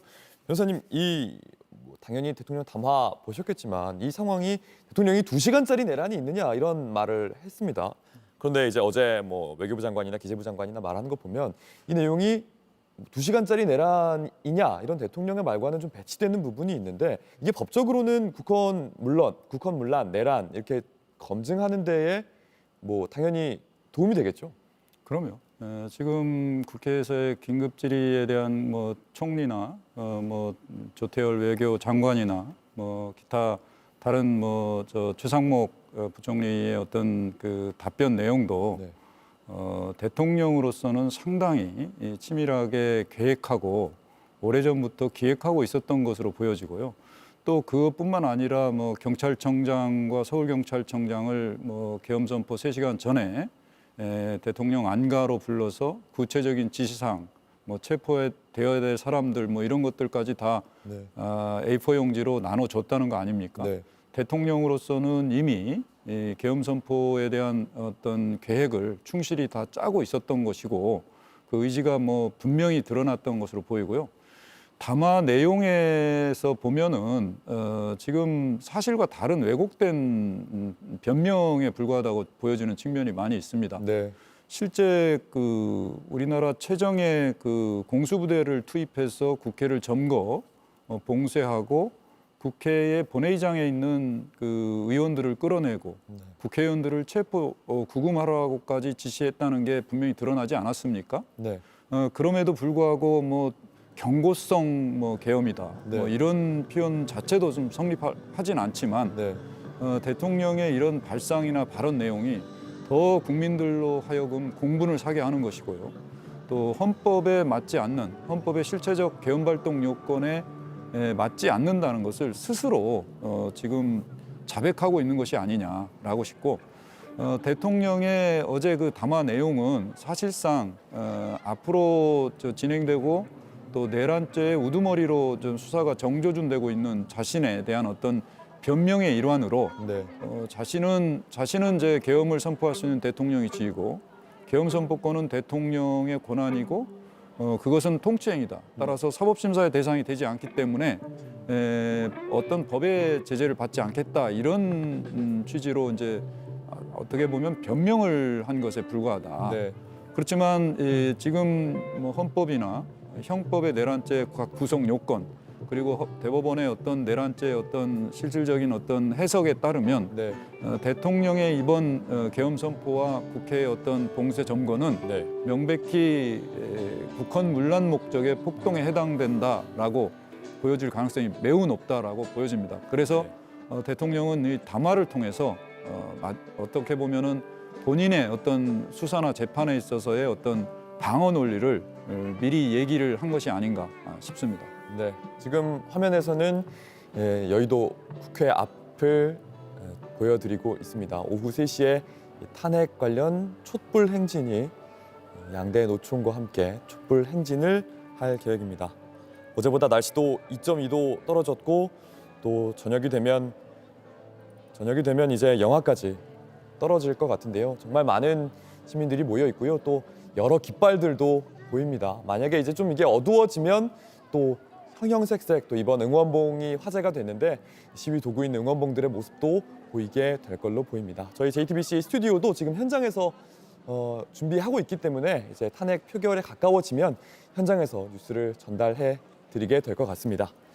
그러면 지금까지 오늘 탄핵 표결을 앞둔 상황을 기사로 전해 드릴 텐데요. 네. 잠시 후에 기사로 전해드리도록 하겠습니다. 네, 여전히 정말 많은 사람들이 모여있네요, 이성대 기자. 국회 앞에 이렇게 8년 전에도 좀 국회 상황을 보셨잖아요. 참고로 좀 특이하다고 볼 수 있는 것이 네. 8년 전에 2016년 박근혜 전 대통령 탄핵 당시에는 주로 그 시민들이 광화문으로 많이 집결을 했습니다. 네. 그런데 이제 이번 윤석열 대통령 탄핵 촉구 집회 같은 경우에는 주로 여의도가 지금 거점이 되고 있는 측면이 있는데 네. 뭔가 그 8년과 좀 달라진 어떤 그 상황을 좀 바라볼 수 있다라고 네. 볼 수 있는 것이죠. 네. 일단은 8년 전만 해도 탄핵이라는 것이 그 JTBC의 보도로 촉발이 됐지만 국정농단 사건이 그 촉발이 되고 상당한 기간 동안 정치권에서 뭐 의혹들이 나오고 비판이 나오고 하다가 최종적으로 12월 9일 날 탄핵이 됐었죠. 한 40일 정도의 그 시간이 있었습니다. 그런데 이번 같은 경우에는 12월 3일 비상계엄 이후에 곧바로 지난 6일 날 민주당이 하루 이틀 지나자 바로 탄핵안을 올렸고 7일 날 1차 탄핵안이 통과가 됐기 때문에 네. 그러니까 어떤 비상계엄이라는 사건이 터지고 곧바로 탄핵안이 올라왔기 때문에 시민들이 광화문이나 어떤 다른 지역보다는 국회 앞으로 모여서 이 탄핵안에 대한 그 통과 이런 것들을 좀 그 목소리를 크게 냈다라고 분석을 해볼 수 있을 것 같고요. 네. 당연히 오늘도 그렇기 때문에 다른 어떤 광화문이나 다른 곳보다는 여의도 국회 앞으로 사람들이 많이 모인 걸로 보이고 있습니다. 네, 물론 뭐 보수단체에서는 또 광화문으로 모이기도 합니다. 이성대 기자, 오늘 이 보시기에는 그러니까 제가 느끼기에는 정말 그 응원봉이라고 할까요? 지난번 탄핵 때는 정치권에서는 오히려 탄핵을 좀 꺼리는, 그래서 그때 질서 있는 퇴진이라는 말도 그때는 좀 의미가 있는 말이었는데 이번에는 오히려 탄핵의 속도가 훨씬 더 빨라진 것 같습니다. 말씀드린 것처럼 2016년 박근혜 전 대통령 탄핵 정국 당시에는 국정농단이라는 정말 예상하지 못했던 큰 사건이 터졌고요. 네. 그러다 보니까 탄핵이라는 건 우리 헌정사상 노무현 전 대통령 탄핵 이후에 거의 보지 못했던 네. 사실상 탄핵이라는 표현 자체가 상당히 어려운 표현이지 않습니까? 그렇죠. 정치권에서도 잘 쓰지 않았던 표현이었는데 네. 그러다 보니까 이제 이 국정농단 사건을 어떻게 해결해 나가야 되느냐 이 과정 속에서 뭐 국정조사나 어떤 질서 있는 퇴진 또는 거국내각, 야당과의 협력적인 그런 그 정권 운영 여러 가지 아이디어들이 나오다 결국에는 그 시민들의 요구나 네. 이런 그 목소리가 커지면서 탄핵으로 가는 한 40여일 정도의 기간이 있었다라는 것이죠. 그러다 보니 당시에 여러 그 유명한 뭐 다른 그 지명도 있는 여러 정치인들 또는 그 대통령 후보로 거론됐던 정치인들은 자기가 앞장서서 탄핵이라는 말을 하지 못했던 적도 있었습니다. 네. 하지만 지금 같은 경우에는 비상계엄이라는 전혀 다른 성격의 어떤 그 헌정을 중단시킬 수 있는 어떤 위험한 상황이 터졌고 네. 국회가 신속하게 주로 야당 중심으로 신속하게 이 대통령의 어떤 권한 정지하기 위한 방법으로서 헌법에 보장된 탄핵이라는 어떤 그 탄핵 소추를 들고 나왔기 때문에 8년 전과 비교해서 이 시민들의 어떤 그 요구가 좀 더 신속하게 받아들여지는 게 있고요. 또 하나는 주로 저희가 이제 촛불 집회는 말 그대로 촛불을 들고 많이 나오고 있는데 이번에는 지금 젊은 층들이 많이 나오면서 그 이른바 그 아이돌 그룹, 네. 자신들이 좋아하는 아이돌 그룹들의 어떤 그 연예인 팬들이 들고 있는 그 응원봉을 들고 나왔는데 네. 뭐 어떤 사람의 이야기를 들으면 그 응원봉을 상당히 비싸고요. 소중하게 잘 간직해 놓는다고 합니다. 네. 그런 소중한 것들을 가지고 깨질 수도 있는데 부서질 수도 있는데 가지고 길거리에 나온다는 얘기는 어떤 상당한 그 어떤 그 생각을 하기 때문에 네. 가지고 나온다 이렇게 얘기하는 경우도 있습니다. 네. 그러면 말씀드린 대로 오늘 탄핵 표결을 앞둔 상황 기사로 좀 전해드리겠습니다. 윤석열 대통령에 대한 두 번째 탄핵 소추안 표결은 잠시 뒤 오후 4시에 국회 본회의에서 이루어집니다. 이번 탄핵안은 내란죄를 핵심 사유로 내세우고 있는데요. 지난주 1차에선 국민의힘 의원들이 대부분 참석하지 않으면서 정족수를 채우지 못했지만 이번엔 분위기가 많이 다릅니다. 이재승 기자입니다. 두 번째 탄핵 소추안 표결은 오늘 오후 4시부터 진행됩니다. 사안의 중대성을 고려해 애초보다 1시간 앞당겨졌습니다. 탄핵 사유에는 1차 때와 마찬가지로 헌법과 법률을 위반한 비상계엄을 비롯해 대통령 지휘 아래 계엄군과 경찰이 국회의원 체포를 시도한 점 등이 명시됐습니다. 여기에 계엄군이 중앙선관위를 점령한 정황도 더해졌습니다. 다만 김건희 여사의 주가 조작, 대선 여론 조작 의혹 등 계엄과 직접 관련성이 없는 것은 빠졌습니다. 탄핵 핵심 사유로 내란죄에 집중한 겁니다. 헌법재판소의 탄핵 심판 기간을 줄이기 위해 비상계엄 선포의 유언 위법성에 집중했다는 게 야당의 설명입니다. 탄핵안 표결에 열쇠를 쥐고 있는 건 국민의힘입니다. 국민의힘에서 8명 이상 찬성하면 탄핵안은 통과됩니다. 1차 탄핵안 표결에는 안철수, 김혜지, 김상욱 의원만 참여했습니다.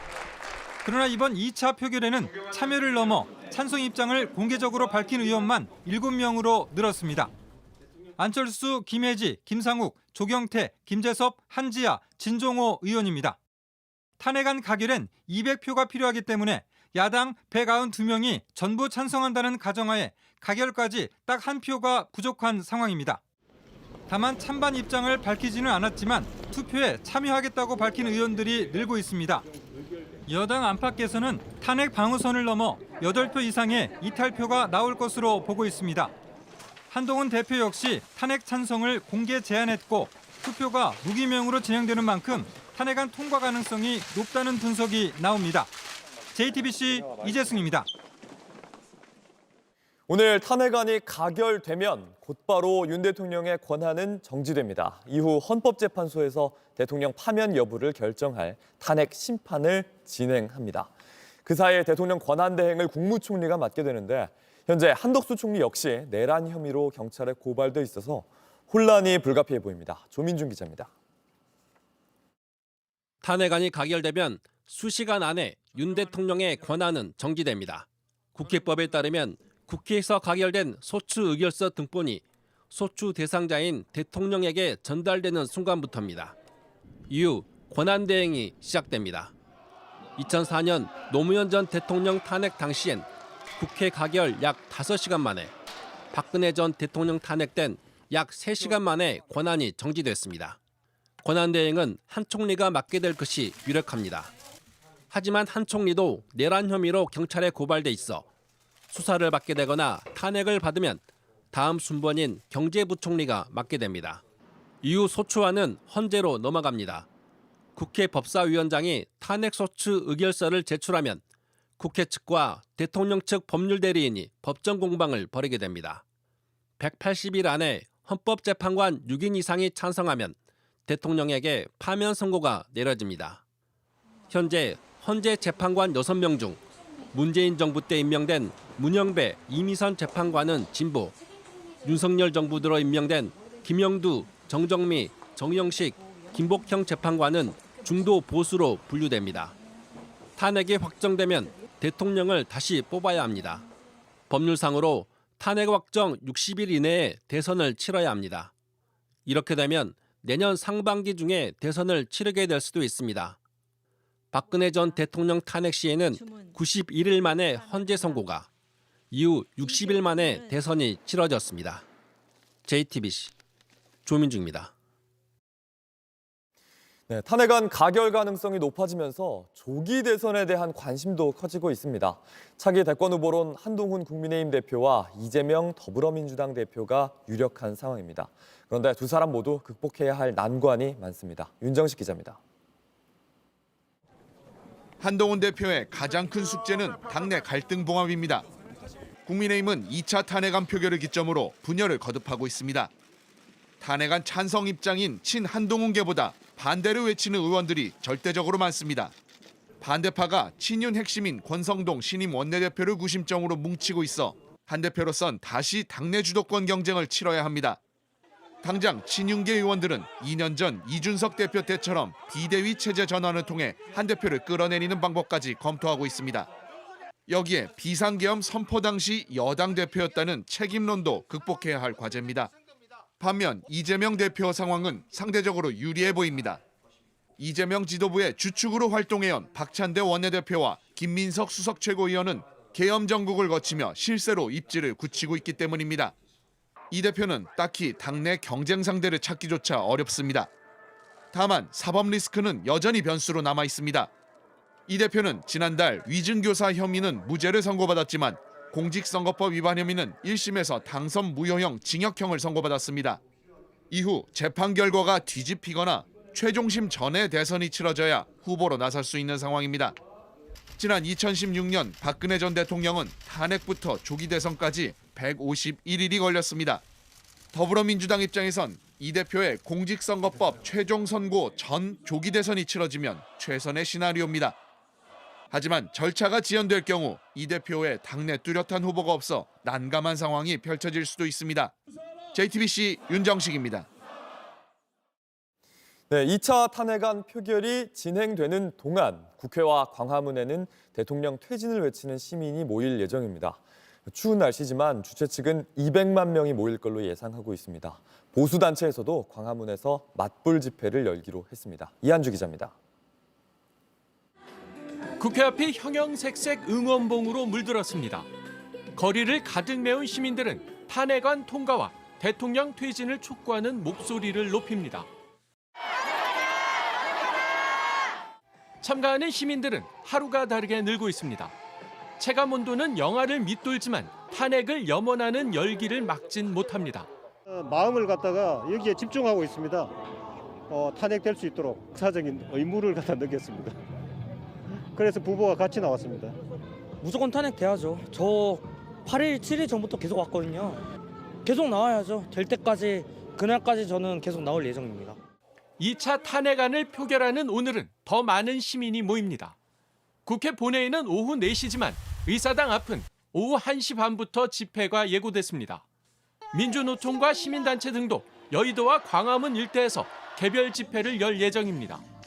집회 열기는 탄핵안 표결을 1시간 앞둔 오후 3시부터 절정에 달할 것으로 보입니다. 주최 측은 1차보다 2배 많은 200만 인파가 몰릴 것으로 내다보고 있습니다. 보수단체들은 광화문에서 맞불 집회를 열 예정입니다.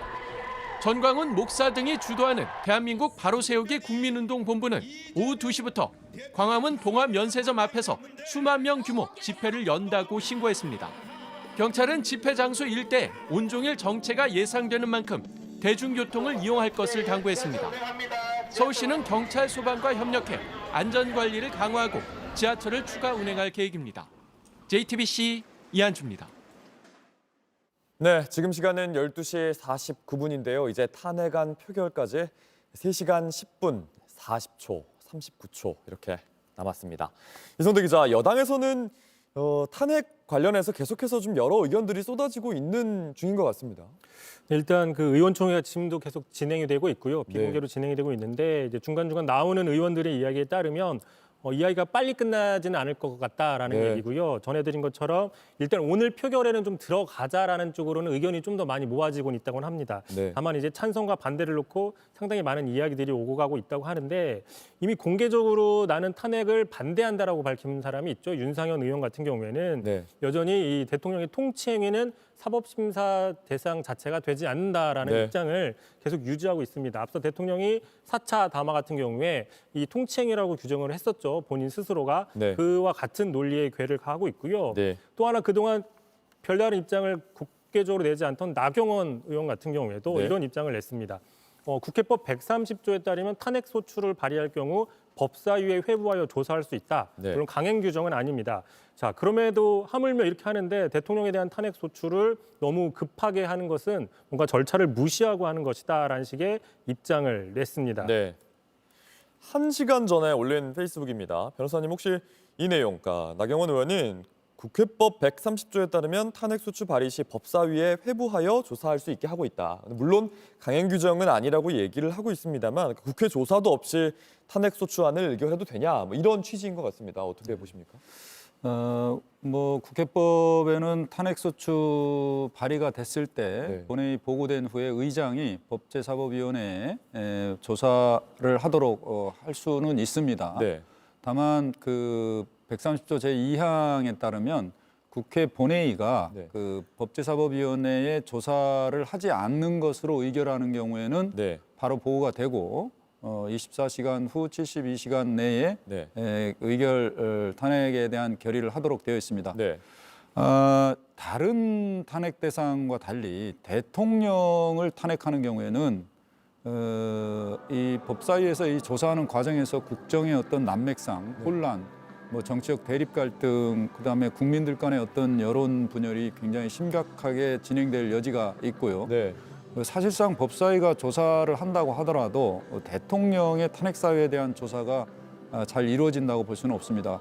그래서 통상 과거 노무현 대통령이나 박근혜 대통령 탄핵 소추의 경우에도 법사위가 사전에 조사를 하고 그 조사를 한 그 절차를 거치지 않았습니다.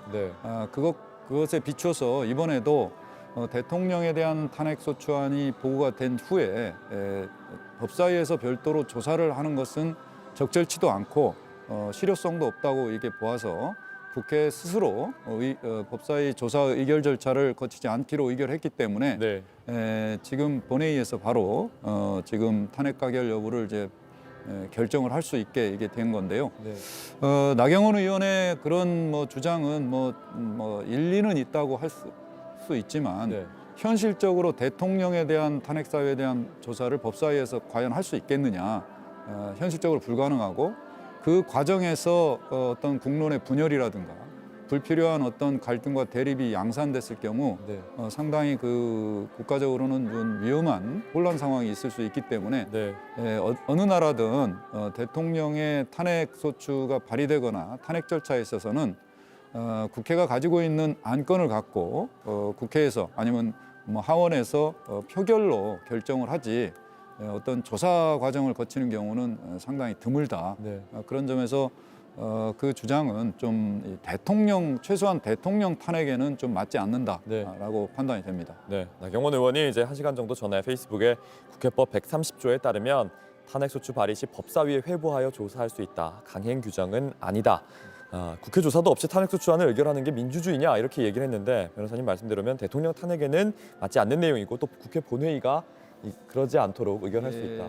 그리고 또 한 가지는 네. 우리나라 대통령 탄핵 제도는 국회가 소추 의결을 하면은 제3의 그 독립된 헌법기관인 헌법재판소가 네. 형사소송법에 준용해서 법 위반 사실과 그 파면 여부에 대한 결정을 하게 됩니다. 그래서 만약에 조사가 불충분하더라도 탄핵 사유의 전부나 그다음에 법 위반의 중대성에 대해서는 제3의 헌법기관인 헌법재판소가 충분히 심리하고 그 과정에서 대통령이 방어권을 행사할 수 있기 때문에 그런 점은 문제가 안 된다라고 생각이 됩니다. 네. 지금 이 시각 국회 앞에 나가 있는 시민들의 모습을 볼 수 있습니다. 이제 탄핵 표결까지 3시간 5분 정도 남았는데요. 날씨가 정말 춥습니다. 어제보다도 훨씬 더 추워졌고요. 경찰은 지금 수뇌부가 공백 상태지만 탄핵 집회 안전 관리에 최선을 다하겠다 이렇게 밝혔습니다. 지금 뭐 국회 주변에서는 카페에서 이제 여러 시민들이 서로 선결제를 해서 무료 커피를 마실 수도 있게 되어 있고요. 또 가수 아이유 씨나 또 소녀시대 유리 씨가 또 직접 카페에 선결제를 했다 이런 내용을 좀 밝히기도 했습니다. 여러 시민들이 시위에 참여하고 있는 모습입니다. 상당히 달라진 집회의 모습이라고 볼 수도 있겠습니다. 변호사님, 이 얘기를 조금 더 해보면요. 이 나경원 의원이 탄핵소추 안에는 탄핵소추 사유, 증거, 기타 참고 자료 이거 제시하게 돼 있다. 근데 탄핵소추안 오늘 야당이 제출한 걸 보니까 참고 자료가 달랑 언론 기사 63건밖에 없더라. 이래도 되느냐? 이거는 좀 어떻게 볼 수 있을까요? 우선 이 탄핵제도라는 것이 이제 국회라는 헌법기관에서 이루어지는 것이고요. 네. 국회는 기본적으로 수사기관이 아닙니다. 그리고 또 대통령의 탄핵의 경우에 법제사법위원회에서 어떤 조사 절차를 거쳐서 탄핵 절차로 이행되기는 상당히 현실적으로 좀 어려운 측면이 있고요. 네. 그래서 과거 박근혜 대통령 탄핵이나 노무현 대통령 탄핵 때에도 대부분 언론 기사들을 많이 인용을 많이 했습니다. 그 참고 자료로 됐고요. 그리고 결국은 국회가 어떤 수사기관 등이 아니기 때문에 그 관련자들에 대한 어떤 조사를 꾸미거나 네. 피의자 신문 조서나 참고인 신문 조서 같은 것을 작성할 수 있는 그런 어떤 권한이나 그런 절차가 전혀 없습니다. 그렇기 때문에 국회는 국회의원들의 어떤 탄핵소추 사유가 있고 이것을 가결을 할 것인지 말 것인지 결정한 이후에 헌법재판소에서 법적인 절차로 이제 이행되는 과정에서 충분히 증거조사 내지 반박할 수 있는 기회가 부여돼 있다. 네. 그리고 형사소송 절차로 진행되기 때문에 헌법재판소는 지금 진행되고 있는 대통령과 관련자들의 어떤 내란죄 수사에 대한 어떤 기록이나 피의자 신문 조서나 참고인 조서 관련 증거 자료들을 추가로 송부받아 받아볼 수도 있고요. 헌법재판소가 그 탄핵 심판을 진행하는 과정에서 소추위원 측, 즉 국회 측으로부터 추가적인 증거 자료를 충분히 받을 수 있다는 것이죠. 그렇기 때문에 지금 사전에 탄핵 가결 전에 증거 자료가 좀 다소 부족하다고 해도 그것 자체가 탄핵 심판 절차에 있어서 방어권 행사에 있어서 뭐 문제가 되거나 네. 국회 탄핵 소추 가결에 있어서 어떤 법적 하자가 있다고 보기는 어렵다라는 것이 제 생각입니다. 네, 국회에서 그렇게 된다고 하더라도 좀 모자란다고 하더라도 어차피 지금 탄핵 심판 절차가 남아 있기 때문에 그 이제 본격적인 절차에서 더 중요하다 이런 말씀인 것 같습니다. 선생님 이런 질문이 좀 어떨지 모르겠지만 벌써 지금 열흘이 지났습니다. 참 믿기지가 않을 정도인데 그때 3일 혹시 저녁에 깨어 계셨습니까? 네, 저는 뭐 좀 늦은 시간에 저녁을 밖에서 먹고 이제 딱 들어갔다가 갑자기 이제 어느 전화를 받는데 문자가 왔어요. 전화가 계속 오더라고요. 그래서 계엄이 선포됐다, 뭐 기자로부터. 그래서 무슨 소리냐. 그래서 뭐 좀 이 계엄 발동 요건이 되는지 저한테 좀 알려줬으면 좋겠다, 멘트를 좀 해줬으면 좋겠다. 그래서 저는 뭐 이게 사실 가짜 뉴스인 줄 알았습니다. 그래서 이건 뭐 말도 안 되는 얘기다. 지금 무슨 계엄 상황이냐. 이렇게 얘기를 하고 그러면은 뭐 계엄 발동 요건이 분명히 안 된다. 이건 명백하다라고 했더니 내 이름을 좀 인용하겠다라는 취지로 말을 해서 저는 이 정치적 사건에 좀 관여하고 싶지 않아서 제 인용하지 말라. 이렇게 하고 이제 전화를 끊고 나서 이제 텔레비전과 이제 휴대폰을 통해서 들어오는 소식을 보니까 이게 이제 비현실적인 일이 사실이 돼버린 거죠.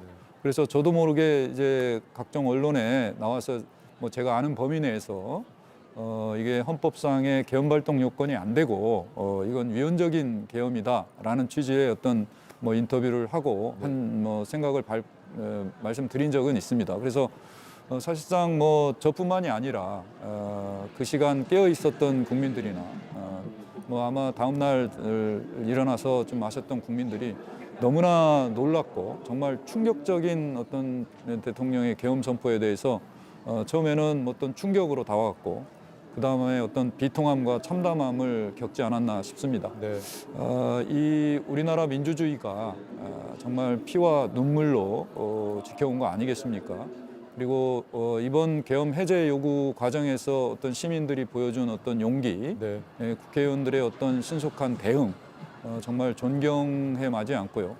비록 군의 어떤 상관의 명령에 따라서 국회를 뭐 봉쇄한 경찰 병력이라든가 군 병력들도 사실 어떤 상황인지도 모르고 와서 상관의 명령만 따르다가 이것이 이런 위법한 상황이다라는 것을 나름대로 감지하고 적극적으로 대응하지 않고 소극적으로 이제 거부하는 형태를 취했다는 점, 이게 우리나라 대한민국 국민들의 어떤 민주적인 어떤 사고, 인식, 그만큼 좀 건강해졌다라고 볼 수 있고요. 우리나라 민주주의와 대한민국 국민들, 우리 군경들도 사실은 이 대통령의 어떤 위헌적인 비상계엄에 대한 사실상의 어떤 피해자도 없고 우리는 이거를 좀 극복을 하고 새로운 헌정 질서를 빨리 회복해서 우리의 건강한 민주주의, 확고한 어떤 법치주의에 대한 어떤 의지를 다시 한번 이번 계기를 통해서 다시 한번 회복하고 자긍심을 갖도록 하는 것이 무엇보다 중요하지 않나 이런 생각이 듭니다. 네, 변호사님 말씀대로 이 논란이 비통함이 됐고 비통함이 또 분노가 됐기 때문에 이렇게 많은 시민들이, 국민들이 영하의 날씨에도 수십만, 수백만 명이 광화문으로 여의도로 가고 있는 게 아닌가 싶습니다. 네, 윤석열 대통령에 대한 두 번째 탄핵소추안 표결 오늘 국회에서 진행됩니다. 오늘 표결의 열쇠를 쥐고 있는 건 역시 국민의힘입니다. 이번에 국회로 가보겠습니다. 이혜원 기자가 나가 있습니다. 이혜원 기자, 국민의힘이 지금도 비상의원총회를 하고 있죠. 뭘 논의 중입니까? 네, 국민의힘은 오늘 오전 10시부터 비상의원총회를 하고 있습니다. 지금은 잠시 점심 식사를 위해 중단했지만 곧 다시 모여 논의합니다. 오늘은 탄핵안 표결을 앞두고 자율투표에 붙일지 여부를 논의 중인 것으로 알려졌습니다. 앞서 국민의힘의 당론은 탄핵 반대였습니다만 권성동 신임 원내대표는 오늘 개인의 의견을 전제로 투표 참여를 제한한다고 말했습니다. 그런 만큼 오늘은 일부 반대 의견은 있습니다만 전체적으로 표결엔 참여하자는 쪽에 무게가 실리고 있는 것으로 알려졌습니다. 특히 이미 여당에서는 의원 7명이 공개적으로 탄핵 찬성 의사를 밝혔고 그렇지 않더라도 표결에 들어가겠다고 말한 의원이 20여 명에 달하고 있습니다. 네, 한동훈 국민의힘 대표는 표결 당일 오늘 뭐라고 했습니까? 네, 국민의힘 한동훈 대표는 오늘 의원총회에 들어가기 전에 대한민국과 국민만 생각하겠다. 제 뜻은 이미 말씀드렸다라고 말했습니다. 그리고 어제부터 국회 본청 앞에서 탄핵 찬성 1인 시위를 하고 있는 김상욱 국민의힘 의원에게 다가가 자신의 목도리를 둘러주며 격려하기도 했습니다. 다만 한 대표는 오늘 의원들을 설득할 거냐라는 질문 등에는 따로 대답하진 않았습니다. 네, 지난주 1차 대통령 탄핵안 표결 여당에서 3명이 참여했었죠. 오늘은 좀 달라질까요? 네, 그렇습니다. 최근 국회 본회의를 통과한 일부 법안을 보면 오늘의 분위기를 좀 가늠해 볼 수 있는데요. 일단 조지호 경찰청장에 대한 탄핵 소추안 표결 결과를 보면요. 여당 의원 11명이 찬성했습니다. 또 이른바 내란 특검법, 그리고 네 번째 김건희 여사 특검법 상황도 마찬가지입니다. 두 가지 모두 국민의힘의 당론은 반대였습니다만 각각 5명 또 4명이 찬성표를 던졌습니다. 그런 만큼 오늘 2차 대통령 탄핵안 표결은 지난주와 달리 여당에서도 찬성표가 많이 나올 수 있다는 관측이 나오고 있습니다. 지금까지 국회에서 JTBC 이혜원입니다. 네, 대통령의 관저가 있는 한남동으로 가보겠습니다. 이세연 기자가 나가 있습니다. 이 기자, 지금 관저 앞 분위기는 어떻습니까? 네, 어제 경찰 국수본은 관저 압수수색이나 대통령 체포영장을 신청하는 것까지도 검토하고 있다고 했습니다. 오늘 탄핵안이 국회에서 통과되면 정말 이런 강제 수사가 이루어질 가능성이 크기 때문에 이곳 관저 주변 긴장감은 점점 고조되고 있습니다. 저희가 아침부터 관저 주변을 돌아봤는데요. 경호 인력도 평소보다 강화된 모습입니다. 경호 인력들이 관저 쪽과 도로 건너편 꽤 떨어진 곳에 있는 육교 위까지 곳곳에 배치됐습니다. 이곳은 관저 정문에서부터 수백 미터 떨어진 곳인데요. 저지선으로 막아두고요. 시위를 하러 온 걸로 보이는 사람들의 출입도 통제하고 있습니다. 촬영을 않겠다고 해도 취재진이 이 안쪽으로 들어갈 때는 경호 인력이 계속 따라다니는 상황입니다. 네, 대통령은 그러면 지금 계속 관저 안에 있는 겁니까? 네, 오늘 현재까지는 대통령 차량 행렬이 관저 밖으로 나오는 모습은 포착되지 않았습니다. 윤 대통령은 지난 12일 아침에 대국민 담화 발표를 위해 잠깐 대통령실을 찾았습니다. 이후 다시 관저로 복귀했고 계속 안에 머무는 걸로 전해졌습니다. 대통령은 소수 참모들에게 현안과 관련한 보고를 받으며 강제 수사에 대비해 변호인단을 꾸리는데 주력하고 있는 걸로 보입니다. 지금까지 한남동 관저 앞에서 JTBC 이세연입니다. 네, 이번엔 경찰 수사 소식입니다. 어젯밤 12.3 내란 사태에 가담한 혐의로 경찰청장과 서울경찰청장이 모두 구속됐습니다. 경찰 국수본의 취재기자가 나가 있습니다. 윤정주 기자, 구속영장이 어젯밤 늦게 나왔죠? 네, 조지호 경찰청장과 김봉식 서울경찰청장이 구속된 건 어젯밤 10시쯤입니다. 두 사람은 12.3 내란 사태 당시 윤석열 대통령 지시를 받아 국회를 통제한 혐의를 받고 있습니다. 법원은 두 사람이 증거인멸 우려가 있다고 봤는데요. 두 사람이 계엄 전후 상황을 일부러 숨기고 관련 문서도 파기했다는 경찰의 판단이 옳다고 무게를 실은 겁니다. 계엄 당일 저녁 7시쯤 두 사람은 대통령 안가에서 대통령을 만났고 이 자리에서 장학할 기간 등 대통령 지시사항이 적힌 문서를 받았습니다. 하지만 조 청장과 김 청장은 국회에서나 경찰 1차 출석 당시에는 이런 사실을 숨기고 언론을 통해 알았다는 등 거짓말을 하다 뒤늦게 진술을 바꿨습니다. 또 조 청장은 당시 받은 문건을 집에 가져와서 찢었다고 말했습니다. 네, 결국 수사는 계속 윗선으로 향하게 되는 거죠? 네, 경찰의 1, 2인자인 이 두 사람 구속영장에 내란죄의 중요 임무 종사자로 적시됐습니다. 그리고 대통령과 공모한 걸로 돼 있었는데요. 결국 대통령이 중요 임무 종사자의 윗선인 내란죄의 우두머리가 될 수밖에 없는 겁니다. 실제 조 청장은 계엄령 선포 이후 윤석열 대통령이 6차례 전화해 국회의원 체포를 지시했다고 말했습니다. 경찰은 조 청장 개인 휴대전화와 비아폰을 확보해 포렌식 중입니다. 또 대통령실에서 이미 제출받은 자료들을 확보해서 증거를 찾고 있습니다. 증거가 충분히 확보되면 어제 검토하고 있다고 밝힌 윤 대통령에 대한 체포영장과 통신영장 신청이 이뤄질 걸로 보입니다. 한남동 대통령 관저와 대통령실에 대한 추가 압수수색 가능성도 열려 있습니다.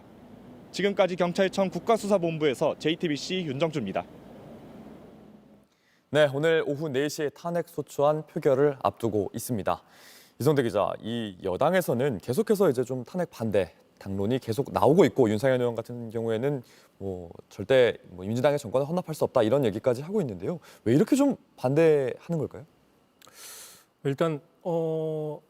일단은 지금 윤상현 의원이나 나경원 의원 같은 경우에 지금 공개적으로 입장을 내놓은 걸 보면 일단 그 윤석열 대통령의 그 비상계엄 선포 자체는 문제가 있지만 다만 그 문제를 해결하는 방법으로 탄핵이라는 방식을 쓰는 거에 대해서는 동의할 수 없다. 뭐 이렇게 해석을 해볼 수는 있습니다. 네. 다만 이제 그 정치적인 해석을 보면 국민의힘 같은 경우는 이미 8년 전에 박근혜 전 대통령 탄핵 정국에 상당 부분 동의를 했습니다. 참고로 당시 약 120명 정도의 새누리당 의원 중에 절반 정도가 야당과 같이 투표에 참여해서 찬성표를 던졌습니다. 네. 그래서 당시 그때 한 230표 이상의 찬성표가 나왔었고요. 그래서 박근혜 전 대통령이 탄핵 소추가 됐었는데 그 이후에 보수가 새롭게 뭐 개혁 보수나 새로운 보수로 거듭나지 못하고 오히려 그 탄핵에 늪에 빠졌다라고 생각하는 것이 지금 국민의힘과 어떤 보수 정당 또는 보수 지지층의 일반적인 생각으로 많이 퍼져 있다는 분석이 나오고 있습니다. 네. 그러다 보니까 옳고 그름을 떠나서 자신의 어떤 정치적인 관점에서 봤을 때, 정치적인 미래를 봤을 때 보수 정당의 존립 여부나 이런 측면에서 봤을 때 과연 우리가 탄핵에 동의하는 게 맞느냐 이런 어떤 정치적인 판단을 하고 있다라는 분석이 많이 나오고 있는데 네. 그럼에도 불구하고 이것은 어떤 정치적인 유불리를 따지는 측면이 아니라 비상계엄이 헌법적인 측면에서 올바른 것인지 위헌인지 이런 측면들도 따져야 된다. 이런 지적들도 분명히 크게 나오고 있는 상황입니다. 네. 그런데 어쨌든 오늘 만약에 탄핵이 가결이 되면 결국 조기 대선으로 가는 거 아닙니까? 일단은 헌법재판소의 그 최장 180일간의 그 심리가 남아있기 때문에 네. 물론 이론적으로는 거기서 탄핵이 기각이 될 수도 있기 때문에 그렇죠. 조기 대선으로 가려면 헌법재판소에서 그게 인용이 돼야 되는 상황이 되는 것이죠. 네. 다만 이제 조기 대선까지 가기 위해는 지금 상당히 많은 그 가능성과 가정이 남아있기 때문에 지금으로서는 아마 모든 정치권 인사들이 좀 더 거기까지 바라보기에는 또 쉽지 않은 전망이다 이렇게 볼 수 있는 겁니다. 네. 그런데 이제 윤상현 의원이 정권을 헌납할 수 없다 이렇게 얘기하는 건 아무래도 이재명 대표의 좀 사법 리스크 이런 것들을 좀 예상하는 것 아닌가 싶은데요.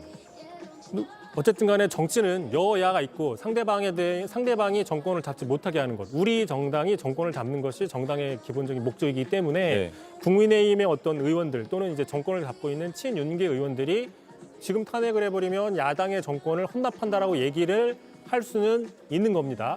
뭐 그건 얼마든지 할 수 있는데 그건 어디까지나 여당 의원, 친윤계 입장에서 할 수 있는 이야기지 지금 상황은 이게 국회 안에서 여의도 안에서 벌어지는 어떤 정략적인 정치공학적인 상황은 아니라는 것이죠. 네. 그렇다면 저 많은 시민들이 지금 매일같이 여의도 앞에 나와서 시위를 하고 촛불 집회를 하고 할 이유가 없는 것이죠.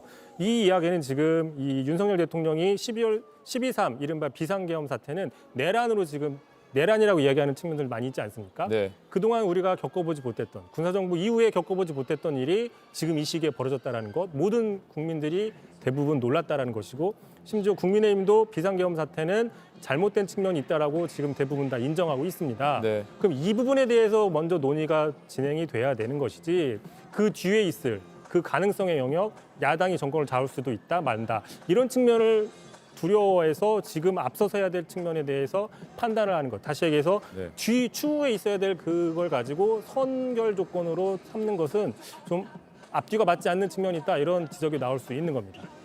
변호사님 하나만 여쭤보겠습니다. 그러면 이 대통령이 얘기한 것 중에 대통령 담화 중에 여러 헌법 그 학자들이 이 계엄 발동에 여러 가지 생각을 갖고 있는 것은 알고 있지만 이 고도의 통치 행위는 처벌할 수 없다 이런 얘기를 했고 또 그 전에 윤상현 의원도 이인호 중앙대 교수의 칼럼을 인용하면서 이 판단 오류가 있었고 요건을 갖추지 못했다고 하더라도 대통령의 판단 오류를 처벌할 수 없다.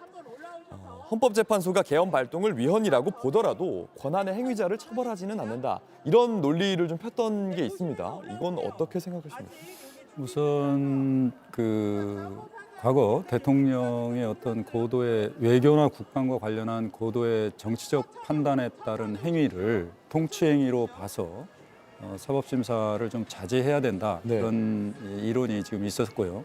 실제로 그 대법원이나 헌법재판소에서도 이런 대통령의 고도의 어떤 정치적 행위에 대해서는 통치 행위로 봐야 한다라고 이제 판단을 한 사실은 있습니다. 네.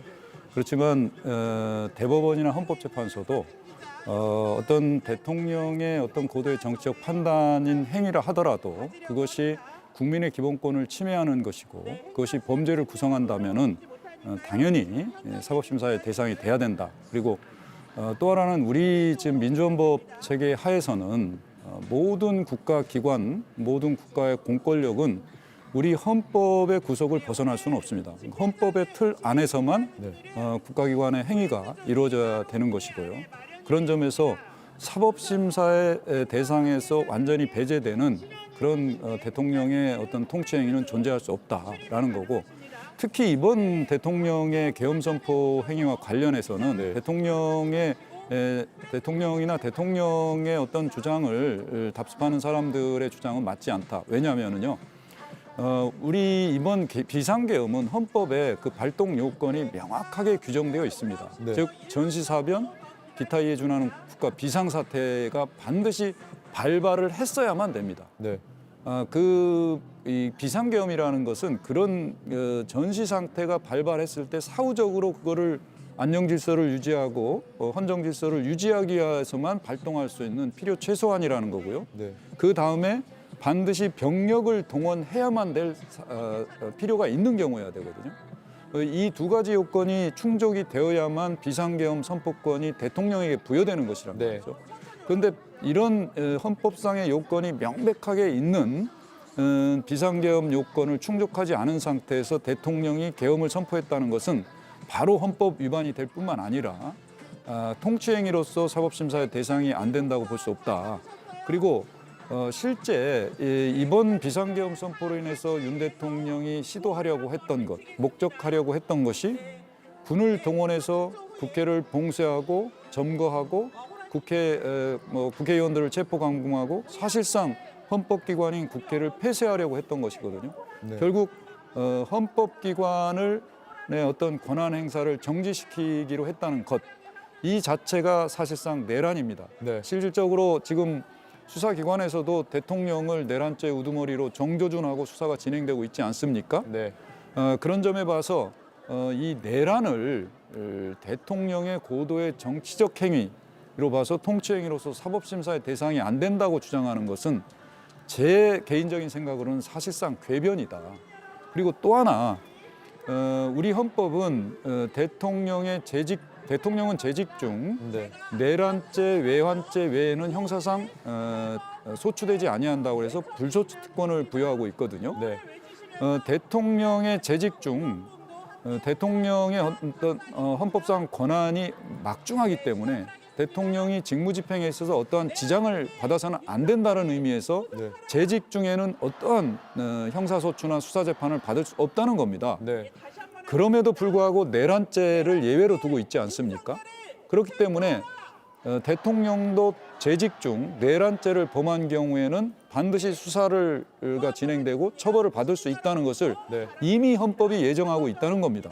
그렇기 때문에 이번 대통령이 내란죄의 어떤 우두머리로서 수사를 받고 재판을 진행되고 처벌이 되는데 이 내란죄에 관한 행위를 가지고 고도의 정치행위 내지 통치행위로서 사법심사의 대상이 되지 않는다고 주장하는 것은 사실상 궤변이고 그런 점에서 그 대통령의 어떤 변명 내지 이를 이른바 사법심사 대상이 되지 않는 통치행위라고 주장하는 것은 전혀 우리 헌법에 맞지 않다라고 판단이 됩니다. 여기까지 듣겠습니다. 노희범 전 헌법재판소 헌법연구관 노희범 변호사님이었습니다. 고맙습니다. 이성대 기자와 조금 더 이야기 나눠보겠습니다. 이성대 기자, 지금도 여당에서 특별히 이야기가 정리되어 있는 건 없죠? 앞서서 그 국회 그 상황을 봤지만 지금은 잠깐 정회를 하고요. 국민의힘 같은 경우에 사실상 이번 탄핵 2차 표결에 키를 쥐고 있는 게 국민의힘이죠. 국민의힘이 어떻게 결정하냐에 따라서 사실상 탄핵안이 가결이 되냐 부결이 되냐의 측면인데 지금 국민의힘은 오전까지 별다른 그 입장을 정리하지 못하고 잠깐 정회를 하고 있고 오후에 다시 모이기로 했습니다. 지금 4시 본회의가 예정돼 있기 때문에 여야 모두 한 3시 반부터는 또 의총을 하게 됩니다. 그렇기 때문에 본회의 직전까지 계속 의원총회를 열고 의견을 모을 것 같은데 지금 들리는 이야기로는 아마 지금 같은 경우에는 당론이 변경된다거나 당론을 유지하거나 변경되는 이런 상황들은 아마 쉽지 않을 가능성은 있어 보이고요. 그러면 자율 투표의 가능성도 좀 상당히 높은 상황인 거죠. 지금으로서는 투표에는 참석하자라는 의견들이 많이 나오고 있다는 것이죠. 당론 부결은 방법은 두 가지가 있습니다. 지난 1차 탄핵 표결 당시처럼 아예 표결 자체에 불참하는 방법이 있고 그다음에 표결은 참여하되 전부 다 부결, 부에다가 표결을 하는 방법이 있습니다. 다만 두 번째 방법의 경우에는 무기명 비밀 투표이기 때문에 당론과 달리 가를 쓰는 그래서 이제 그게 표 관리가 안 되는 상황이 있다라는 것이죠. 그래서 결국에 이제 어떻게 하냐에 따라 달라지는데 당론은 그대로 유지하되 뭐 참석을 하자. 뭐 현실적으로는 이렇게 될 가능성은 현실적으로는 좀 가능성이 있어 보인다는 분석이 나오는데 뭐 이 역시 최종적으로 국민의힘 의총이 끝나봐야 알 수 있는 내용입니다. 네. 그런데 만약에 가결이 될 때 아까 저희가 예측하기로는 뭐 8표, 지금 8표가 모자라긴 합니다만 뭐 7표, 8표가 아니라 더 많은 수의 찬성표가 나올 수도 있는 상황 아닙니까? 뭐 앞서 말씀드린 것처럼 박근혜 전 대통령 같은 경우에는 약 120명 정도 중에 절반 이상이 찬성표를 던졌습니다. 다만 이제 지금 같은 경우는 118명이죠. 국민의힘이 108명인데 지금 7명은 앞서 다 알려졌듯이 공개적으로 탄핵 찬성안을 냈고 이제 1명인데 여러 가지 분석이 나오고 있는 것이 결국에는 투표장에만 들어가게 되면 이 기존에 알려진 7명 더하기 이외에도 더 많은 사람들이 가에 적을 수 있다. 탄핵 찬성을 할 수 있다라는 분석은 나오고 있는데 참고로 엊그제 열렸었던 국민의힘 원내대표 선거에서 권성동 원내대표와 김태우 의원이 2파전이었습니다. 알려진 대로 권성동 원내대표는 친윤계로서 결국 당선이 됐죠. 근데 김태우 의원 같은 경우에 약간 중립 성향인데 34표가 나왔습니다. 34표.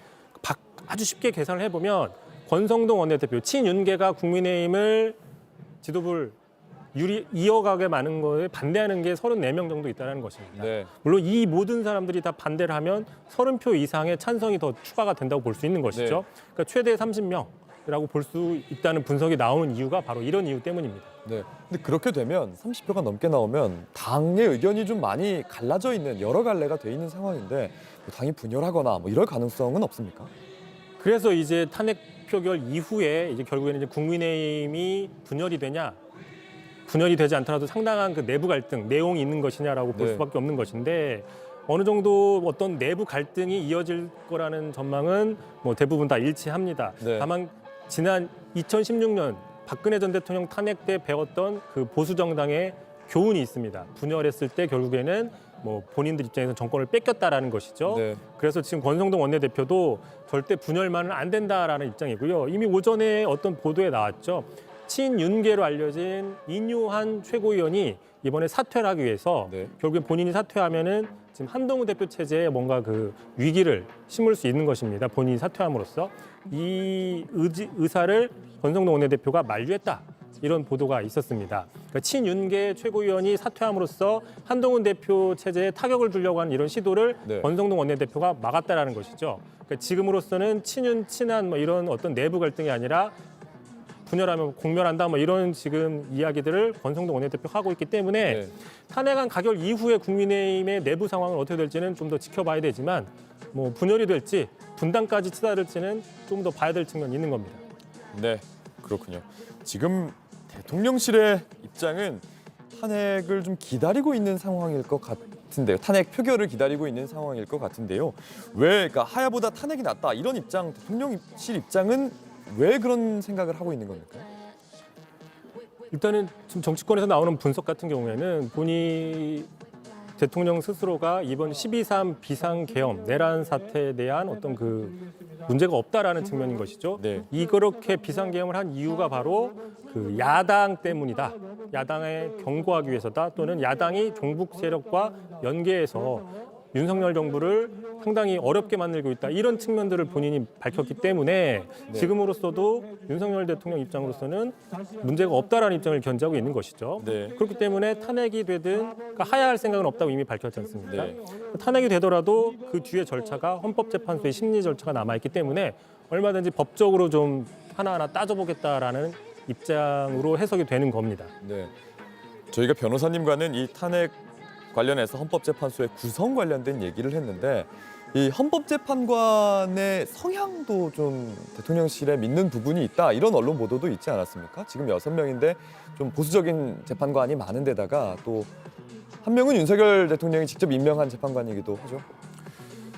일단은 헌법재판관의 그 이념 성향을 따지는 것 자체가 어떻게 보면 좀 넌센스로 볼 수 있는 것이죠. 네. 한 명 한 명의 어떤 그 재판관들은 법률과 헌법에 의거해서 판단을 하는 것이지 자신의 어떤 이념 성향에 따라서 판결한다라고 볼 수는 없는 것이고 네. 그런 공감대가 이제 우리나라에는 다 형성이 돼 있는 것인데 그럼에도 불구하고 헌법재판관이라는 것은 대통령과 국회, 뭐 대법관의 어떤 그 재청들을 밟아서 이루어지는 구성 요소가 있기 때문에 네. 지금 6명으로서는 지금 이전 정부에서 임명된 게 2명이고 윤 대통령이 지명이 1명이고 그리고 중도 성향으로 분류되는 게 한 3명 정도에서 6명 구성이 돼 있는 겁니다. 네. 다만 이제 추가로 9명이 정원이기 때문에 3명이 더 지금 국회에서 그 충원이 된다고 하면 이제 9명이 심리를 할 수도 있는 것이고 그렇기 때문에 뭐 그 3명이 이루어지면 뭐 꼭 보수가 더 우위다라고 볼 수는 네. 없는 겁니다. 지금 상황에서는 민주당이나 야권에서 2명을 추천하겠다 뭐 이런 얘기를 하고 있기 때문에요. 네, 구성이 바뀔 수도, 헌법재판소의 구성이 바뀔 수도 있는 상황입니다. 네, 오늘 오후 4시에 윤석열 대통령의 탄핵소추안 표결이 국회 본회의에서 이뤄집니다. 지금 1시 23분인데 오후 4시까지 3시간 남짓 남았습니다. 잠시 전하는 말씀 듣고 오겠습니다.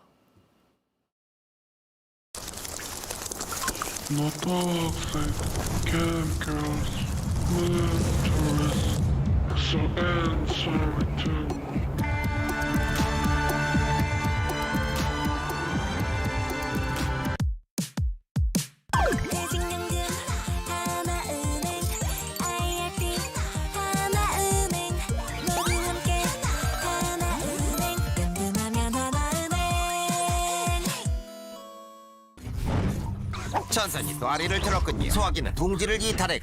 위험천만. 하지만 노전선 정비, 소방시설, 점검, 화재 알림시설, 설치, 화재 공제로 재난 대비까지. 화재 예방으로 위험천만에.